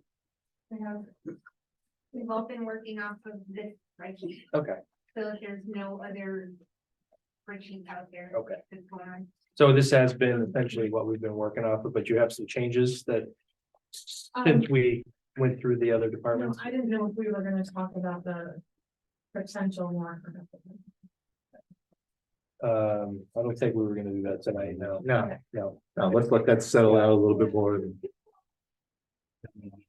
talk about the warrant article. Yeah, I think that's. Yeah, right, yeah, okay. And the CIP report was just presented last night to the planning board, it's up on the website.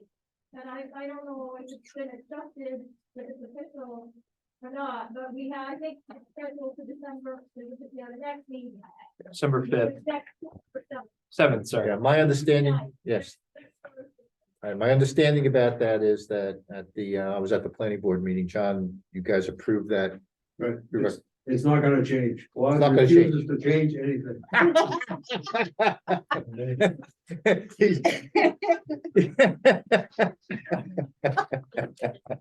It was an interesting conversation, but.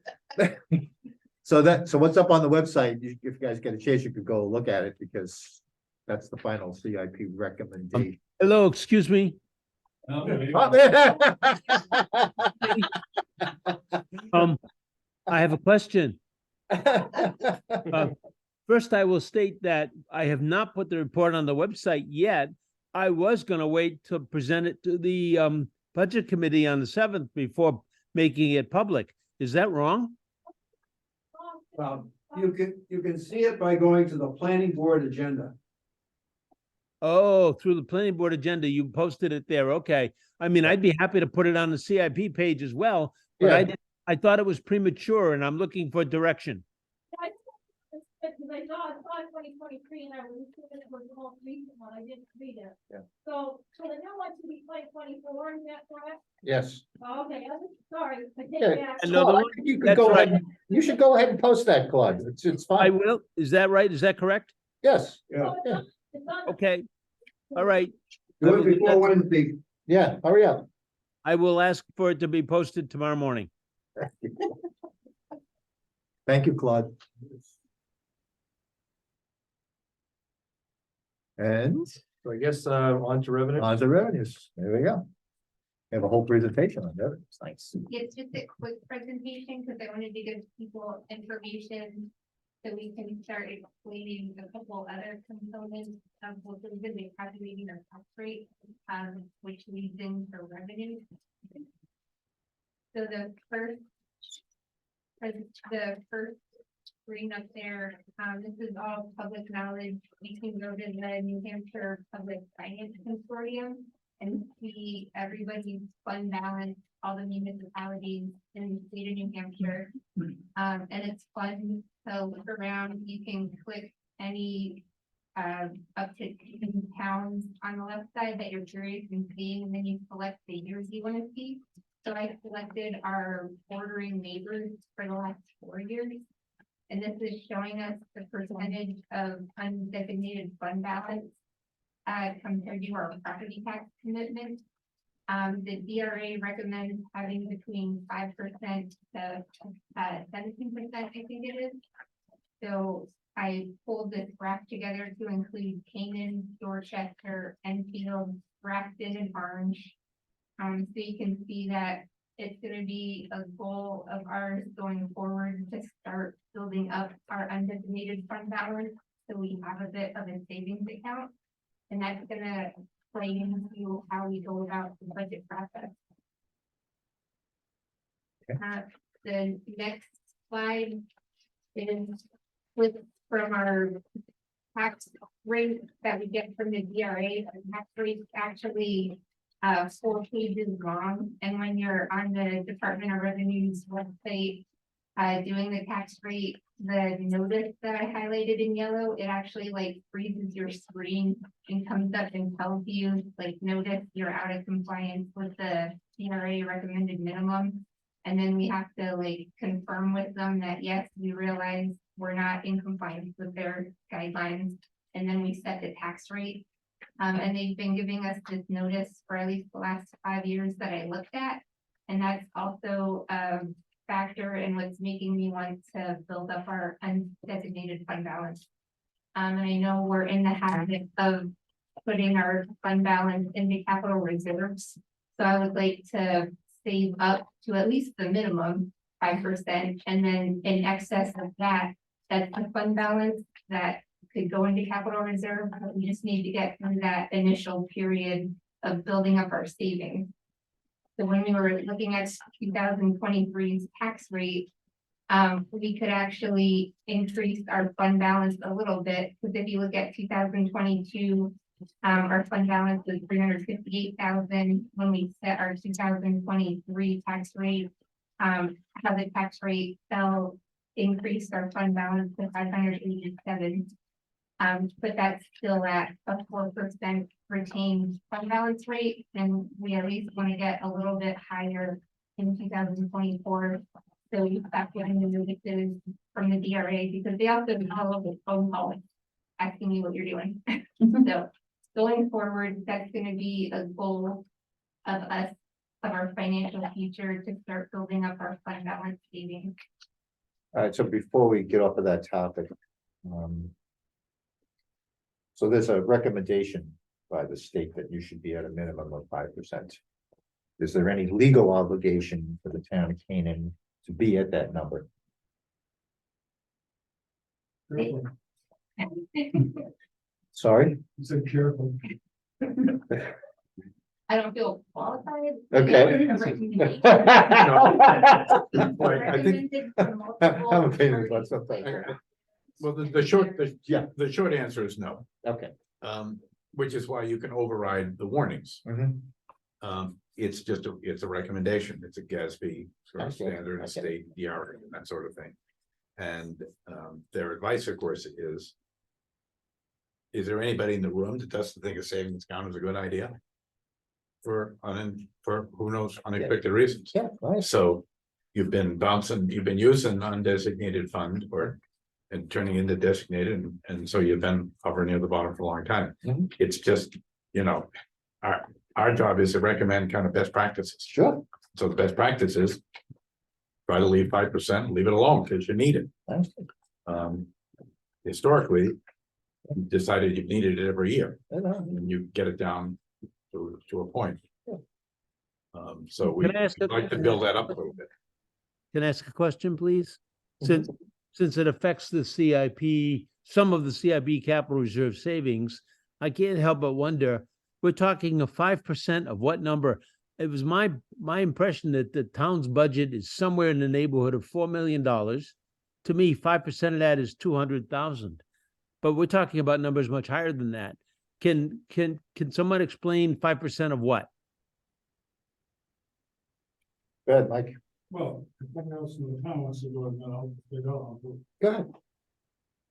Technically, but it can include the school budget and the town budget in the calculations by law. Where some towns that do put in 5% of the gross amount, which is like $12 million, which is a lot of money. It's a recommendation, it is a savings account. I would ask permission of the budget committee to provide a document that looks just like this. There were slightly different numbers, and I'll put the sources and everything else on. Because the biggest problem on this exercise is, when is that savings account need to be available? And the answer is on the end of the fiscal year. So I don't know, these numbers are in here as of the date of the rate setting, before any savings have occurred from underspending or any excess revenue goes into the unassigned fund balance. So excuse me, so I understand there's a timing Right. component of that, that's fine. But I think I heard the answer that it's 5% of the combined town and school budget generally, right? That's what it's usually described to by us when we call DRA and ask, and we've talked Okay, to towns and school districts, yes. thank you. That answers my question. And I would ask your permission, let me give you something that looks like this. I can't give it to you tonight, but I will. Sure. Something that looks like what? Like Carrie Ann's analysis. The Okay. problem is, and I did this with Dan at the last meeting. The problem is there are 3 different timeframes in when this occurs. There's one that I used to do and Gloria used to do at the end of the fiscal year. That said, this is what we have in the unassigned fund balance. It's defined. We know what it is. That's the first date. That's usually sometime around the end of January. The second date is when the auditors prepare the MS5. The MS5 is a public document. It's approved by the state. And it's approved by the accounting firm, the accounting firm prepares. That's usually done in July, June, July, somewhere in there, and gets filed with the state. The third time that you see anything on it in the year is when the tax rate is set. And that tax rate showed the number that you're saying in this analysis here. And that's done after you've spent down from the savings account for the capital reserves. And I know it's been contested, but with the exception, I think of 2 years, we had about $1 million at the end of every fiscal year. And I'm going to provide you with documents in the package when I do it, so you can actually see the legal documents. Can I ask what the point of that is? I mean, are you It's suggesting that we not. I'm continue to spend it down? I'm Because suggesting that $1 million at the end of any fiscal year is adequate. And so you're suggesting that numbers that you have that are different than what we pay auditors that certify those numbers and then what DRA says are accurate, but the other two are not. If you want to give me 5 minutes, Sadie, I'll walk you through it. I think what he is saying, is this paper is a forecast at the beginning of the year. And Mike is saying numbers later than the year look rosier. And you do hit the 5% goal later in the year. Actually, they look higher at the beginning of the year. They drop when we pay out the capital reserves, and then they're back up to the $1 million level at the end of the year. So at some point in the later in the year, they get going. I don't think that's accurate, John. Okay. I disagree, but that's okay. Can I meet with Sadie and show you the records?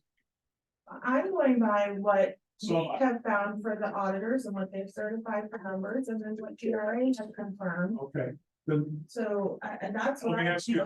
let me ask you a question. So that's for like another minute. Did the auditors prepare the MS5? I would have to defer to Carrie on that because. I Carrie, don't know. did the auditors prepare the MS5? Yeah, you're gonna be presenting it. Yes. When did they prepare the MS5? 3 months ago. Yeah, it's somewhere around June. All right. Did the number you're referring to, Sadie, come out of the audit report? I guess my ultimate question is though, Mike, are you suggesting that we continue to spend and in 1 year overspend our undesignated fund balance? Are you suggesting that? Is that the point of why you're bringing this up? I And think it's, disputing these I think it's a facts? blatant misrepresentation of facts that are documented in both state regulations, state reports, and in signed audit reports. That's what I think. Yes, I do think that. And I do think that it's appropriate to have at least $1 million on hand. That has been the practice of this town for 2 decades. I think that that is appropriate. And I think it's also appropriate that if you have a reasonable belief, you start the year at $1 million. And you're gonna, and you spend 600,000 or 500 or whatever the number is for CIP, then you will be back at the $1 million at the end of the year. And I know for a fact that we never went over on the unassigned fund balance. I know for a fact, because I got it in all the audit reports and all the state reports. So I would ask you to at least give me the time and I'll show you all the signed documents that say that, rather than what you're relying on, which I don't believe is anywhere. I'm just not sure, like I said, how that helps us move forward, but I think we'll just agree to disagree. Okay, so the point here, I think, of this presentation is really to whether, however much it's off or not, best practices for DRA is we should have X amount, 5%. Unassigned fund balance. Now, in my mind, every year when we have these warrant articles that are raising, appropriating funds for things, most of them are coming out of the unassigned fund balance and not being for taxation. So I'm just curious, if we start doing this, is that going to change people's mentality as far as approving these things? Because now you're going to be asking them to raise taxes every time. Presumably, you wouldn't be able to take as much out of the unassigned fund balance. Maybe I'm wrong. Maybe the numbers are like, no, you still have plenty to do that. But I guess, is it going to require a shift in the mindset of voters? Clearly, the amount of money left over at the end of the year varies, depending upon when you look at it. So in December, you might have a pile of money left. Or you might anticipate a pile of money left. And when you put together the budget, like Mike says, you draft up warrant articles to say, hey, we're gonna have some money left, let's spend it next year. Yeah. Technically, at least in my view, and I think Mike would probably disagree with it, that's no longer undesignated. Because you just agreed to spend the money that's left over at the year, so it's now designated. But it's still there. You move it after you come into the new year to fund what you want. Yeah. And now it's gone. You've spent it. It's not in savings anymore. Yeah. So by the time the auditors get in here in the second or first or second quarter, you've spent the money that you had in the savings. And they look at the money that's now been designated, because you designated your surplus to buy things. So in the auditor's view, the undesignated fund is the money that hasn't been spent yet, right? That amount changes. Once you move it out of the money that, of the surplus, if there is any at the end of the year, and you allocate it for a specific purpose, you've now designated it For the next year. for the next year. So why would it still be presented in the previous year? That doesn't make sense. Well, because at year end, when you close the books at the year end, the money is still sitting in an account somewhere. But it's And then encumbered. when you get through Yes. town It's meeting, encumbered though. I don't understand. well, that's, I guess, my point. It's not undesignated. Yeah. Because you've Karen. allocated. Karen, please. Karen? I get that, but if you've taken money and you put it in a CRP capital reserve fund. Right. That's another kind of savings. I don't This is not- disagree. Oh, I don't disagree. But from a So technical, yeah. that doesn't make it look like we're not handling our money well. It's just a different way of saving money for something, and it's gonna be a heck of a lot easier to buy a fire engine than we need to if it's in a designated fund. It's true, it's designated, but it's sitting there as savings, so it's, as a voter and as a taxpayer. I think that taking the undesignated funds and then designating it for these different CRP funds in particular. It's a little easier to do than to just say, oh, we're gonna save, we gotta have we gotta keep this million undesignated, and then how are we gonna pay for a fire engine? So, I don't know if I said that well. but- yeah, no, I understand what you're saying. Yeah, sure. When you put aside the capital reserve funds, and you put real money aside, you're actually putting that money aside, but you've designated your expense, you've designated for specific purposes. Yeah. But the idea of the undesignated fund is, what if something else happens that you haven't anticipated? So if you put money in your oil fund at home, in a little envelope, and then your car breaks, you need a transmission. If the only way you have that cash is to take it out of the oil fund, well, now you can't pay for the oil. I mean, at some level, you're allocating the cash to intended purposes. But at the end of the day, you still have a savings account in case something else happens. Yeah, That's Karen, what the once we 5% designate is. once we designate the funds to go to the CIP Oh, it's reserve gonna fund, be there. It's designated. it has to stay there. It can't be used for anything else. I understand that. Okay. Well, I And I think that's understand the point. crux of what's going on, trying Not to. to a right. point where, oh my God, we had something we needed to do, and we didn't have money to do it. We did twice. Oh, right. okay. Michael, You she was just next. borrow. Carrie Ann, go ahead. The whole, so I get designating your savings, but also the DRA is recommending that we have this I get that. undesignated savings, Yeah. because like we just had this storm event in July and roads washed out. And if we would have had a sufficient undesignated fund balance, then that's an option, where when we spend our undesignated balance, that's the money for like natural disasters or anything else that's unforeseen. So when we're taking our fund balance and putting it in different savings accounts that are geared for specific use, it's very difficult to get it out of I it. get that. It's Yeah, it's. Michael? a rock and a hard place here, you know? And- Yeah. So a lot of what's been said is true, and the relevance is another question, but I think Jack is correct. It drops below $1 million, it goes back up to $1 million, and for the last, all but the last 2 years, the last 13 years.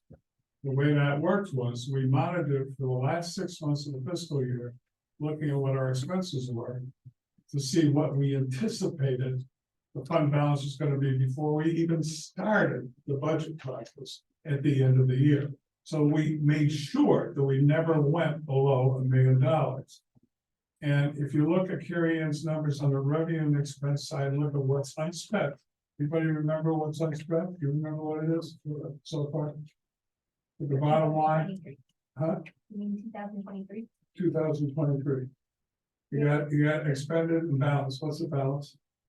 Adjusted general fund.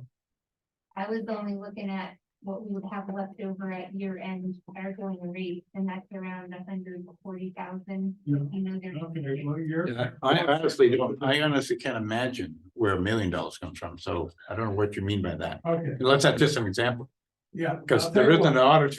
It's a long night, I've been up since 6, how about if I do this, I'll write it all out, I submit it to all of you. You Okay, take that it sounds- afterward. That sounds But perfect. the relevant issue is, we need $1 million reserve, and at some point in time, we're going to manage that reserve.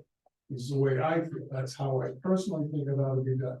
We went through it in the same year, a flood that's cost us $300,000, and a lawsuit that cost us $300,000, and we never dropped below $1 million at the end of the year. John? I don't know where this, So the I have bottom no line, idea where this million is. if you wanna get this reserve, this cash in the bank, the savings account, we gotta raise taxes. That's And it's the right year to that's just do the it. way it is. Or do we do this next year? The money's gonna come from somewhere. Town doesn't have it. Can't do everything at once, John. Well, I'm with you. We'll figure that out. I'd be- But it's a good point. It's I something would be to happy understand. if you could point us in the direction of that $1 million, because Yeah, there you got isn't it. anybody that's in the books Quick answer. or auditing us that's ever seen it. Here's what the number is. In Carrie Ann's number, she's got $660,000 of unspent money as of today. Okay, that's in her numbers, and I'll spell them if you want, them. I got all the numbers here. 660, and what was the number that was in this document here as of this tax rate date? And the tax rate date would have been October. Anybody remember what that was? 580. Yeah, so add the two together, what do you get? $1,000,001. Now, you're not gonna get unspent at the end of the year, 600,000. You're gonna spend at least 100,000 that you haven't gotten to yet, or 200,000. But it's gonna be pretty damn close to $1 million at the end of the year. Right. Starting balance at the beginning of the year, spend it down in the middle of the year. Look at the numbers at the tax rate period. Check your revenues and your expenses. Remember, unassigned fund balance comes from over revenue and under expense. And right now, you're at 660, and I'll show you your own document, that's what it says. But the only issue is $1 million, so it ought to be $1 million at some point in the year that you got as a reserve, plus your capital reserves for major. So Mike, if you wanna, I will. okay, thank you. Thank you. So moving on to the description as to why that's important to understand for municipal tax rate calculation, is that the next? Yes, so the municipal tax rate calculation, we take our appropriation and we subtract revenue, so that's where the revenue comes into effect. And then we add in the overlay, so I wanted to introduce the revenue concept and the overlay concept, because the next slide shows how those become relevant. So when I emailed the budget committee with that 15% whatever, that was simply the operating budget increase of the 2024 proposed budget from the 2023 budget. So that's not the tax rate increase, that's just what the operating budget portion is increasing. So now when we're looking at the actual tax rate that was on the previous slide for the municipal tax rate of 27.15. So that's a whole convoluted calculation. So we can't look at our operating budget and think that's what the tax rate overall is going to increase. It's a crazy complex equation. This is me trying to simplify it to get my point across. So what I'm trying to convey with the gross appropriations minus revenue plus the overlay, these two things are numbers that we can change that's gonna affect our tax rate. So if we increase a revenue somewhere by 100,000, which we've done by pooling our money and investing it properly, we suspect that we'll earn up to 6 figures in interest in 2024. So that increased our revenue by 100 grand. So that's gonna lower the tax rate the 100 grand because you're taking the gross appropriation minus the overall change in revenue, like it all factors in there. And then our overlay was currently. Oh, hold on. So the next slide, I took a snip of what I had emailed out, and then I added the line that says our 200 or our 2023 overlay. The amount that we had to play with was 155,000. The total overlay that was included in our tax rate was about 245,000. If we lowered the overlay calculation in 2024 by this 155, that also affects our overall tax rate. So we have two numbers that matter a lot to what our final change in the tax rate is gonna be. And then the tax rate by jurisdiction, that was just a quick shot of what our actual tax rate in 2022, 2023, and then what it could potentially look like. That's why I highlighted it yellow, based off of the highlighted yellow of our operating budget and warrant articles. And that's not accurate. It's gonna change. That's just me trying to convey how everything works and interrelates to each other. So our tax rate in 2022 and 2023 was the $27.15. So we're just a little part of that. So when we're looking at our operating budget and the big final 15 or 16% with warrant articles, whatever it ends up being, it's only a percentage of the overall tax rate.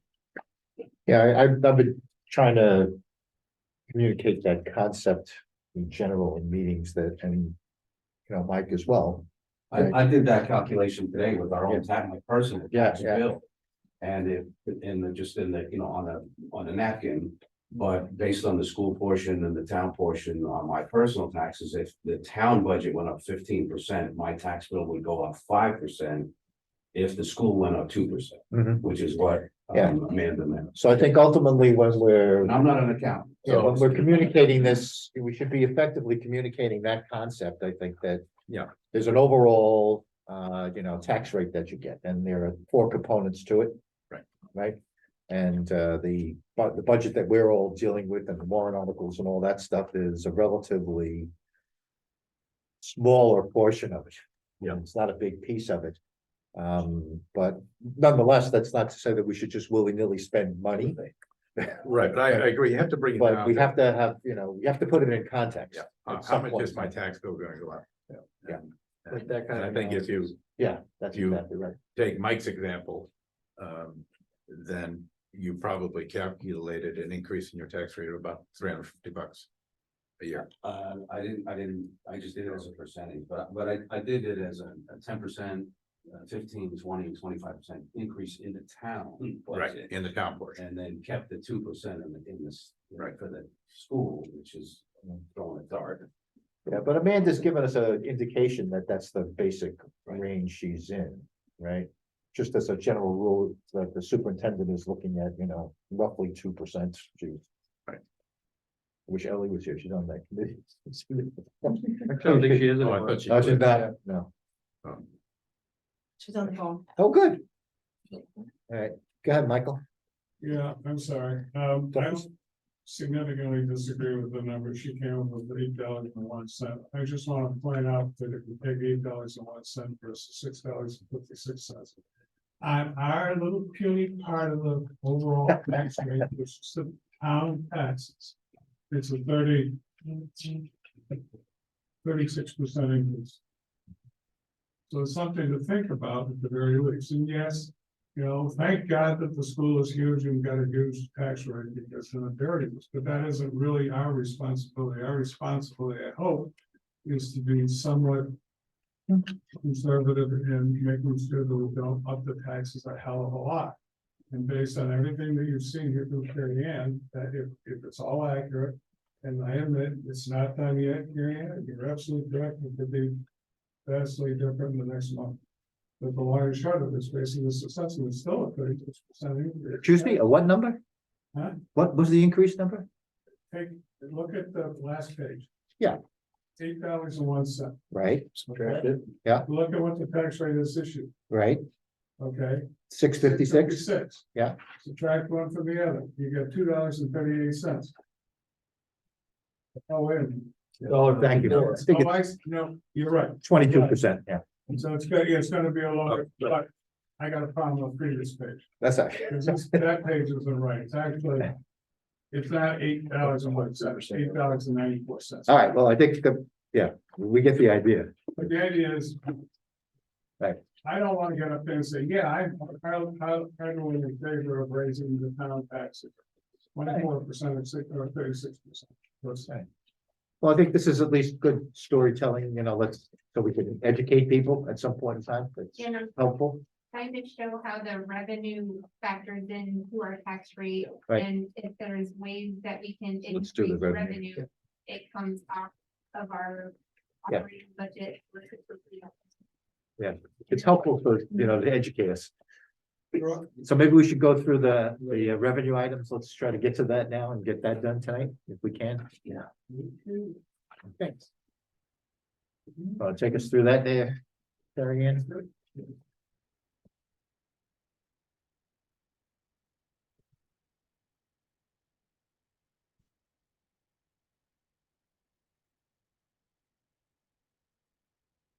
So I put on the screen what I emailed everybody 4 days ago.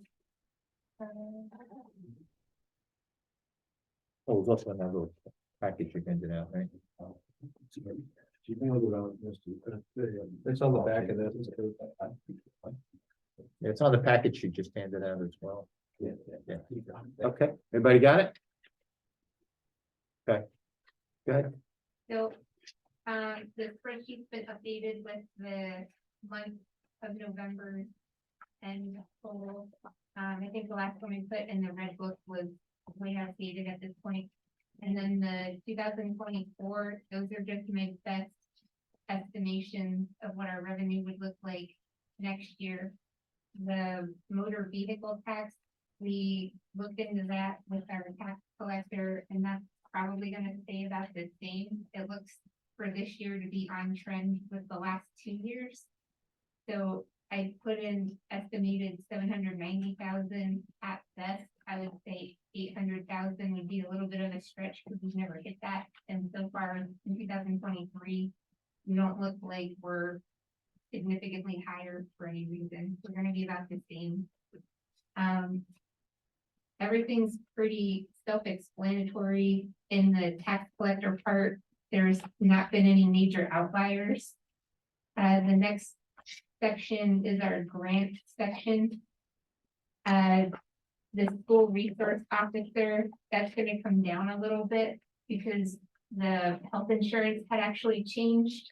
So it's not as much of a cost for insurance. So we're in return not billing that to the school. So that's coming down a little bit. We won't be getting as much money as we had been. The meals and rooms tax, I just put in a low estimate because we only know our 2023 meals and rooms tax. I didn't want to estimate super high. The highway block grant, we only know quarter 1 and 2 of 2004. The state only posted the first 2 quarters. They're on a different fiscal year. And then I estimated the last 2 quarters, quarter 3 and quarter 4, and I just wanted to stay low because I don't know what's gonna happen. Down the second line from the bottom, the ARPA funds, I just wanted to point out that that's where the $40,000 came in that we feared for the transfer station in 2023. So that is where that money came in that we were talking about before. So overall, what you're saying is this is a conservative estimate. Yes. What I'm hearing. And we don't see any outliers. There's no magical unicorn that's coming in to give us a chunk of money that we know about so far. Rats. Any questions on the first one?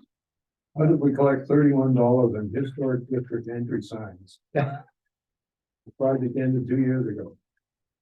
I think I just coded it there because there was historic. And I was just gonna change the name of the account. there was like a fee that came in as a check. And it said it was for historic, so I put it there and I was gonna update the account name. Okay, but that's a different account that belongs in. And do you know what account it was? I can look it up. and give it to you. Okay. Any other questions on page one? Does the first column have FY 24 on it on the screen? I can't read it. Yes. And you're just talking about 23 at this point, am I right? No, she was talking about 24. 24. You're talking about 24? Yeah. With the Well, you got a unicorn. Where's that? Can you explain how you get $90,000 in earnings on investments? Where Where's that? It's down, Not on page one. Not on page one. well, I'm looking at the revenue sheets, which may not be the same thing you're looking at. No, it is. You're on the wrong page, Mike. We just did page one. Now we're gonna do page two, which is where the 90 is. Okay. Right. In the- Okay, in- we're good. Let's just start with page two. Mike, he's on the wrong page. We're fine. Okay. That's fine. The next section is the planning board, Right. police department, fire department section. Yep. I did the same thing here. I just estimated revenue very conservatively. I haven't heard anything outside the ordinary that's coming in. And then the second section on the second page, that's where all the transfer station income is. The sale of recyclables and scrap metal, that's the amount, the 25% that goes into the transfer station revolving fund is the income we get from the scrap metal and the mixed recyclables below it. But our mixed recyclables is very low. We don't earn a whole lot. Most of that money comes from scrap metal that we put into the transfer station savings account.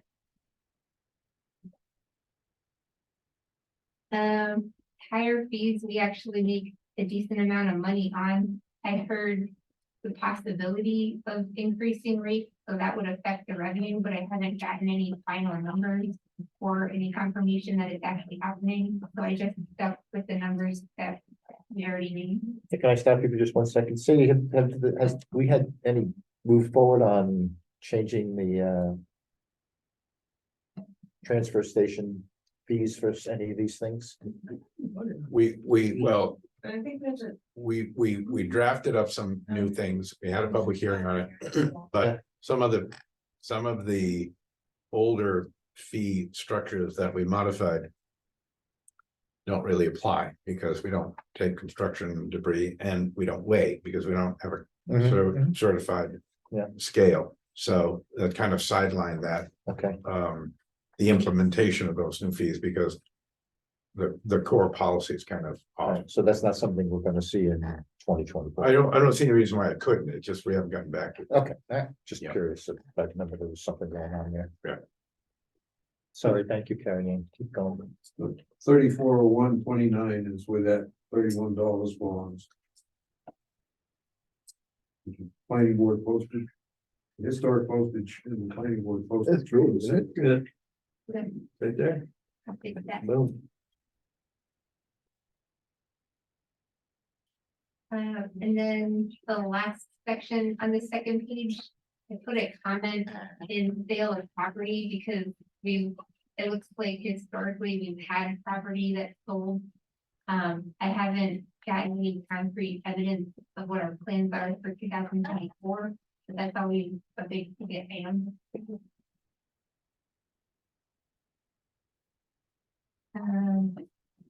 And then the interest on investment. Second, Mike, hold on.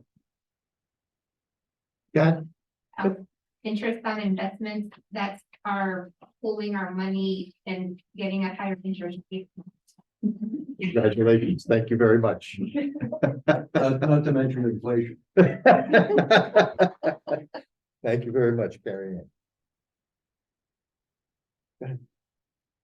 And everything else is, oh, the other insurance refund, we will be getting $38,000 refunded from Primex because we're switching from a July 1st renewal to a January 1st renewal. So our Primex property and liability insurance will line up with our budget calendar year rather than being off cycle 6 months. So in order to make that change, we're gonna get refunded. We'll still have to pay the entire bill, but then they'll refund us 38,000. So I put that on other insurance refunds because it seems like the appropriate line. And everything else was just other miscellaneous revenues, cemetery expense reimbursement. I really just looked and estimated conservatively. So this was this 90,000. I won't say, I don't think it's quite a refund, but a credit.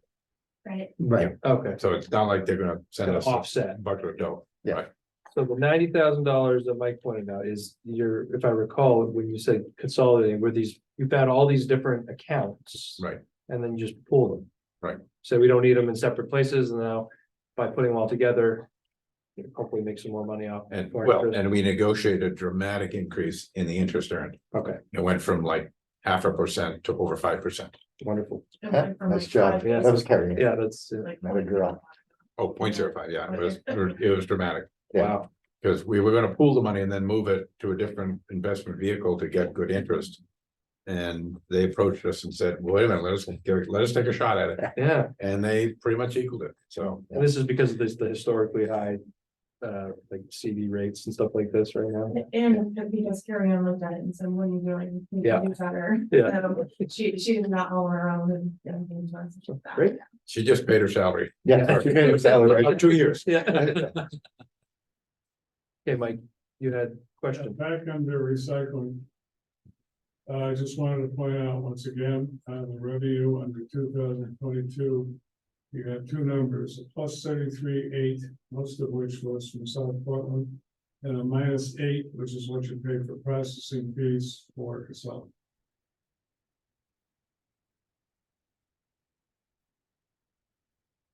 Okay, so if you didn't do Casella, you would have to be able to add more than the 33.8. Just the kind, it's a, I'm also.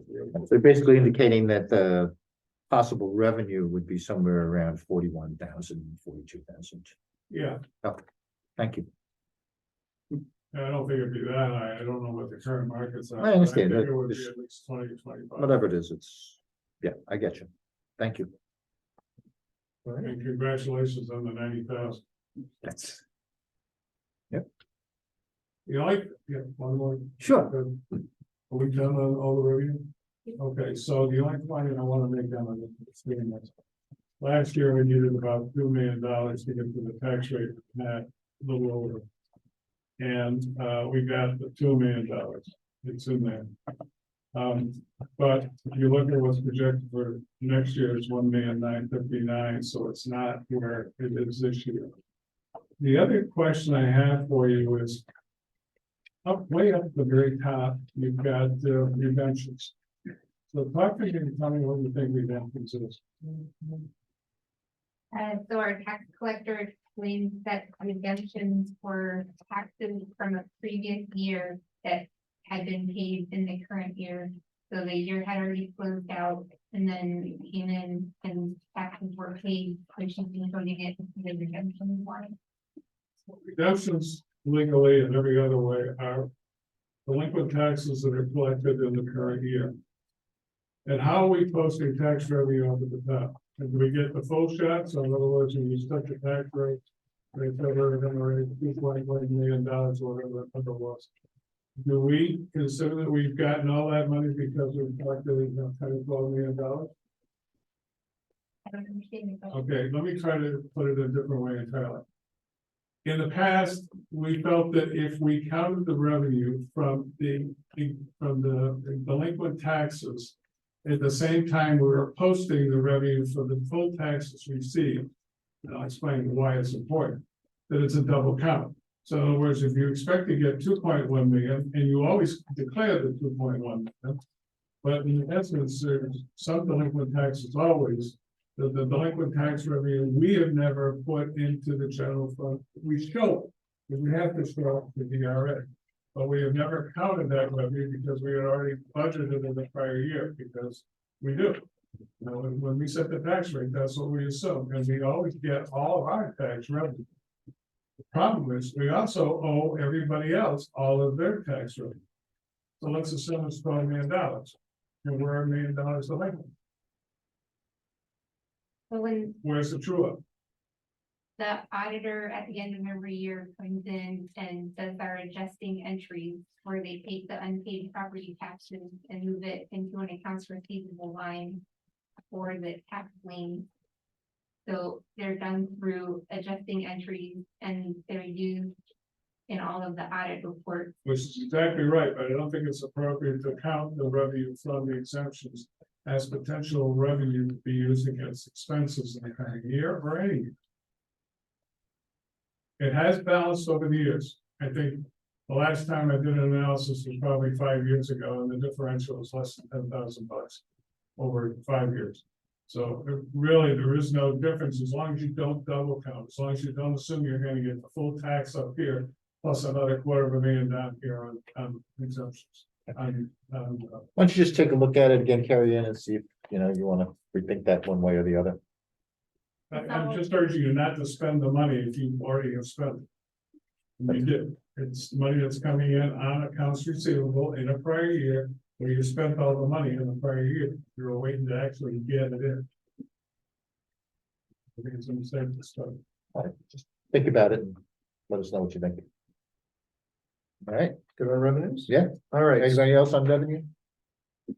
so thinking about the remaining process here. And I want to just put it out there the way my brain looks at this. So what we have left really, right? We have the CIP committee going to present the CIP report. That is key to the recommendations for the warrant articles. Okay, so that I think what we'll do next meeting is the CIP report, and I think we'll maybe hear from the select board about the warrant articles. We're not voting on the warrant articles or anything, we're just gonna hear about them. I think that gets us all the, information. Then the next step for us is, I think, to look at the budget that has been sort of changed throughout these discussions as a starting point for the select, for the budget committee. And then we're gonna need time, to go through, it all over again. I know people have been taking notes and things like that and say, okay, are we gonna accept it as it is? There's some asks here, there's some increases, are we gonna, and go through them, and if people feel passionately about certain things, then we'll vote to either amend it or not, or accept it. And then at the end of all of this, we will have our budget, which we will vote to accept or not, and we'll hold a public hearing on that. And I think that sounds like what we have to get through before the deliberative session. It sounds like, right? And then we vote on the warrant articles ourselves, the ones that involve money. So it's an awful lot to do because we have to go through the budget essentially again, and upon recommendation of several committee members was maybe, should plan on meeting some more. So after the next meeting, which is next, I'm glad we brought it up because I had completely forgotten that it's next Thursday.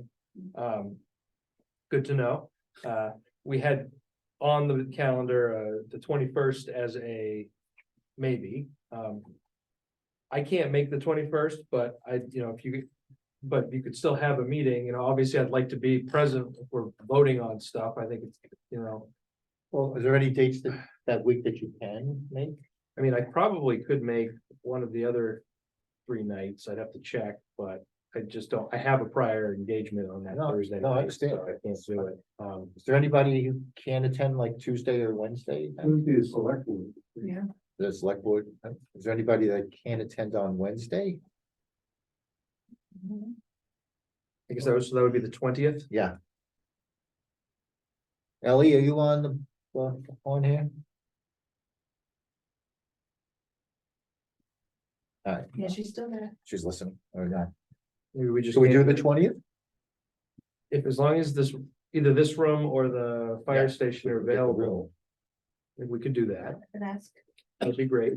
So if it pleases everybody, maybe we could, now watch, I'll go home and see that I can't meet on the 20th, but anyway, I'll let everybody know. Hello? Thursday in case. Yes, Hello, yeah, I forgot I had to tell Zoom to unmute me. Yeah, so what are you trying to do? You want to change from the 21st to the 20th? Yes, Let's. All right, well, I have to 21st. make, we have to make sure we have the room available. yes, I know. We're gonna look at that or the Okay. fire station if we can't get this one. All right, so you want me to talk to, Brian tomorrow? He's probably, I don't know if he works on Friday, but I can try to get hold of him. Yep, Yeah, that works. Thank you, You Ellie. want me to you want me to do the fire station too as a backup? Yes. Yes, please. Okay. And to John's And I point, did, to John's point, I don't think we will Cancel. cancel the 21st. We'll just leave it, and we can always cancel it Okay. on the 20th. If all we- right, well, that's my other issue is I'm gonna need to post this too. So, Yep. so you just want me to add December 20th? to the Yes, schedule? please. Yep, Yes. Okay, and I did, just in the event, that I, had discussed this with Nate earlier because I wasn't really sure what we were gonna do. Is I also reserved the EOC for January 3rd and January 4th. Okay. in case we So, need it. so if we need to have meetings on those, either of those 2 nights, we can too. And I can go ahead, since they're not public hearings, all we need is 24-hour notice. And we don't even have to notice it if we cancel it. So it's better to have more than enough. And Right. then not need them than the other way around. So I will keep the 3rd and the 4th, open as well, if that's what you want me to do. Well, I think that's good too, because do these marathon sessions. We have a lot to get, Toward the end of the night, Yeah, well, people we get have- tired, and I Yeah. just assume meet another time. It's all Fresh. It's Yeah. all snowstorm season. Yeah, that's true. So I think having these options, hopefully we won't need them, but. okay, and you want them 6 o'clock, all of them at 6 o'clock? I think so. I think it's been consistent for the Okay. years, but we'll just keep with it. Okay, all right. Okay, so everybody can make it on the 20th then? I think so, yeah. Okay, all right, well, that's a big thing. I didn't really want it, we have a lot, it's an important vote, and I don't want, anybody to be left out. So if that will work, I think that sounds pretty good. Okay, thanks, Sadie. Ellie, Okay. excuse me. Yeah, I can make it. So we talked about the meetings, any other business? Other business, any other business? Oh, sorry. The chariot is gonna go, you're gonna go through and update the spreadsheet that was in the red book with all the changes we've made over the last 3 months, right? And that's what I've been emailing out. Right, I understand, but then, are you gonna add also like 1 or 2 marks on the municipal tax impact? Can you do that should be on the last page or a separate page, you know what I mean? Because we're gonna look at the spreadsheet, we're gonna see that it's up $500,000, $300,000. It would be good to know how it converts, you know what I mean? I mean, you've got an estimate on the revenue now of $2 million round numbers. Like I can't calculate the actual tax rate, it's way too complicated, but I can like update what I had just given you on the PowerPoint presentation. That's what I'm getting, this is I It's guess just you're a- shooting with a shotgun, but it's better than nothing. And can I ask that, for the meeting on the 20th, which is when I anticipate we're gonna begin the process again, could you have some hard copies for us here that night? I understand sending it around, but could we have paper? At least for me, it's much easier for me to. Yeah, I was planning on printing out the entire budget for next week's meeting. Oh, for next week's, okay. The CIP Yeah. plan, so everybody has the paper version. That'd be great. Because that'll put in all the CIP stuff. Yeah, okay, great, yes. And they'll have all the warrants lined up. And Yeah, then we can have everything that we Should be have the- to contemplate. Yeah, okay. exactly. Yeah, that'd be great. Great, fantastic. Yeah, you'll be able to get the warrants together by then? Your warrant recommendations, Sadie? I mean, Well, yeah, we pretty much have a working list of the warrants, what we'll do at the end of this process. But pretty soon is we'll draft them up, send them to the attorney to make sure that they're appropriately worded and. Yeah. nice to meet you. But we have to wait for you guys to finish your work first. So we're tracking what could be potential warrant articles at potential amounts for potential purposes. Yeah. But we're just trying to tee them up to make sure we know what's kind of on the table. And then you guys get to decide where you actually want to go with it. Like Carrie Ann has got a summary in her spreadsheets, which she's contributed. Yeah. Which she can throw up on the screen. Yeah, I've seen it.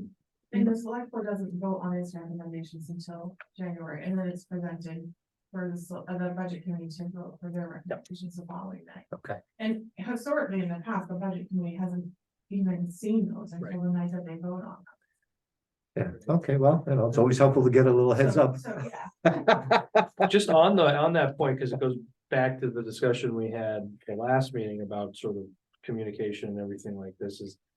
To the extent the select board puts forward warrant articles involving lease payments, you know, it's sort of kind of a paradigm shift from the way we've been doing things. Is there a way to put language in the warrant article itself that gives some explanation? And can that be done, or is that viewed as extraneous and you can't? I mean, I guess that's a question for the attorney, but I'm just wondering to the extent there's information. Yes, you can. You can. Explain the warrant article. Yeah, you, I think we have an obligation to explain it in as common language as practicable. Yeah. Notwithstanding some minor legal Sure. framework and wording. But the Supreme Court's always said, word it so that it's understandable. Yeah, well, Now, you don't I guess I make it so mean long you lose people. the policy choice as to why. You know, we're not just raising money for the capital reserve account. The ideal thing is to word it so that they have the option to take any financial tool they can find, including leasing. And you have a maximum amount for what Yeah. you're, no, that's true, yeah. They're kind of an up to. Yeah. Yeah. With variations or, Yeah. well, if we decide buying this is better, then we Right. can do it. Yeah, and right now, frankly, you got, what's going on is you've got quotes based on roughly 5 or so percent. Bank rates somewhere around there, I don't know, that whatever they're building in inherently into the proposals they've given us. Nobody knows really what we're gonna be when we actually go to, Sure. you know, purchase the equipment. Right. That's why you would do an up to amount based on the price of the Yeah. equipment.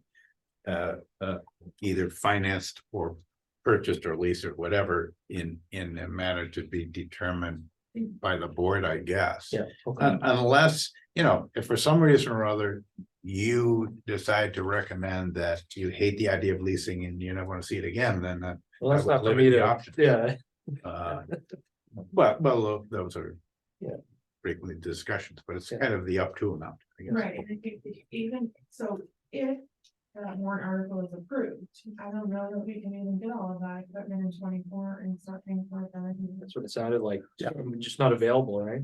Yeah. Well, Some. right, but the equipment that we actually focused in on, the 4 pieces out of the 7, was based on availability. Okay.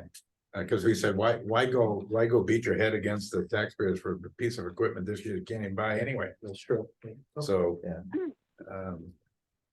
Mike, But we'll see what the actual delivery ends up being. It's totally different subject. I just wanted to point out in last year's town report when we did the budget process. And I wasn't here for final draft of this, but we do estimate the tax rate. And here's an interesting fact. A year ago, we estimated that the tax rate was gonna end up at 665. And the tax rate actually ended up at 656. That was pretty good estimating a year ahead of time, not knowing what the revenues were on the field and the costs. So it is possibly gonna be a reasonable number that's gonna be accurate within 10 cents. so to Mike's point, having that at the back, I think was, Just as a framework. Yeah. I mean, you know, what does $500,000 translate to? Yeah, sure. 300,000 translates. Well, to that point, I think it boils down to, percentages don't mean anything. Don't tell me the percentage difference between last year and this year. What is it gonna cost me? What's that bill gonna look like? That's what I mean. If it turned to dollars? I've only been on board for 5 years, but in this process, every week we looked at what the impact was gonna be per thousand, you know, on a median home. We saw that every time we had a spreadsheet in an iteration. Right. And what we've suggested that we steer to is, I don't wanna do math. An average home in this town is $223,000 $223,050. So if you have an average home, give or take 50,000. We wanna try to be able to describe to you, here's what your tax bill's gonna look like twice a year, that's how much it's gonna go up. Forget percentages, nobody likes that stuff, Yeah, fair enough. but. I agree. But you guys, well, listen, you guys get to explain any way you want, but. But multiples of percentages and percentages of increase of percentages and rates gets a little obtuse, I think. And just out of curiosity, when do we get to know the county and the state part of that? Or whatever, does anybody know when those numbers? come in? Is if your county budget is a calendar year, they'll probably have a delegation meeting in March. But they'll send something into the state, obviously, well, they'll send something into the state, they did that in August, so. Actually, the county should be able to give you a sense. Based on the stuff they send in. Those are there's 4 components, right? And we kind of know. One of them, it's ours, we kind of know what the school was thinking, if we knew the other 2, what they were thinking, The other two are very small. yeah. But hopefully they don't get big. Any other comments? If not, I will entertain a motion to adjourn. So moved. Karen? Second, Oh, sorry. all right, All those in favor say aye. aye. All opposed? All right, thank you, Thank everybody. you all. Good evening.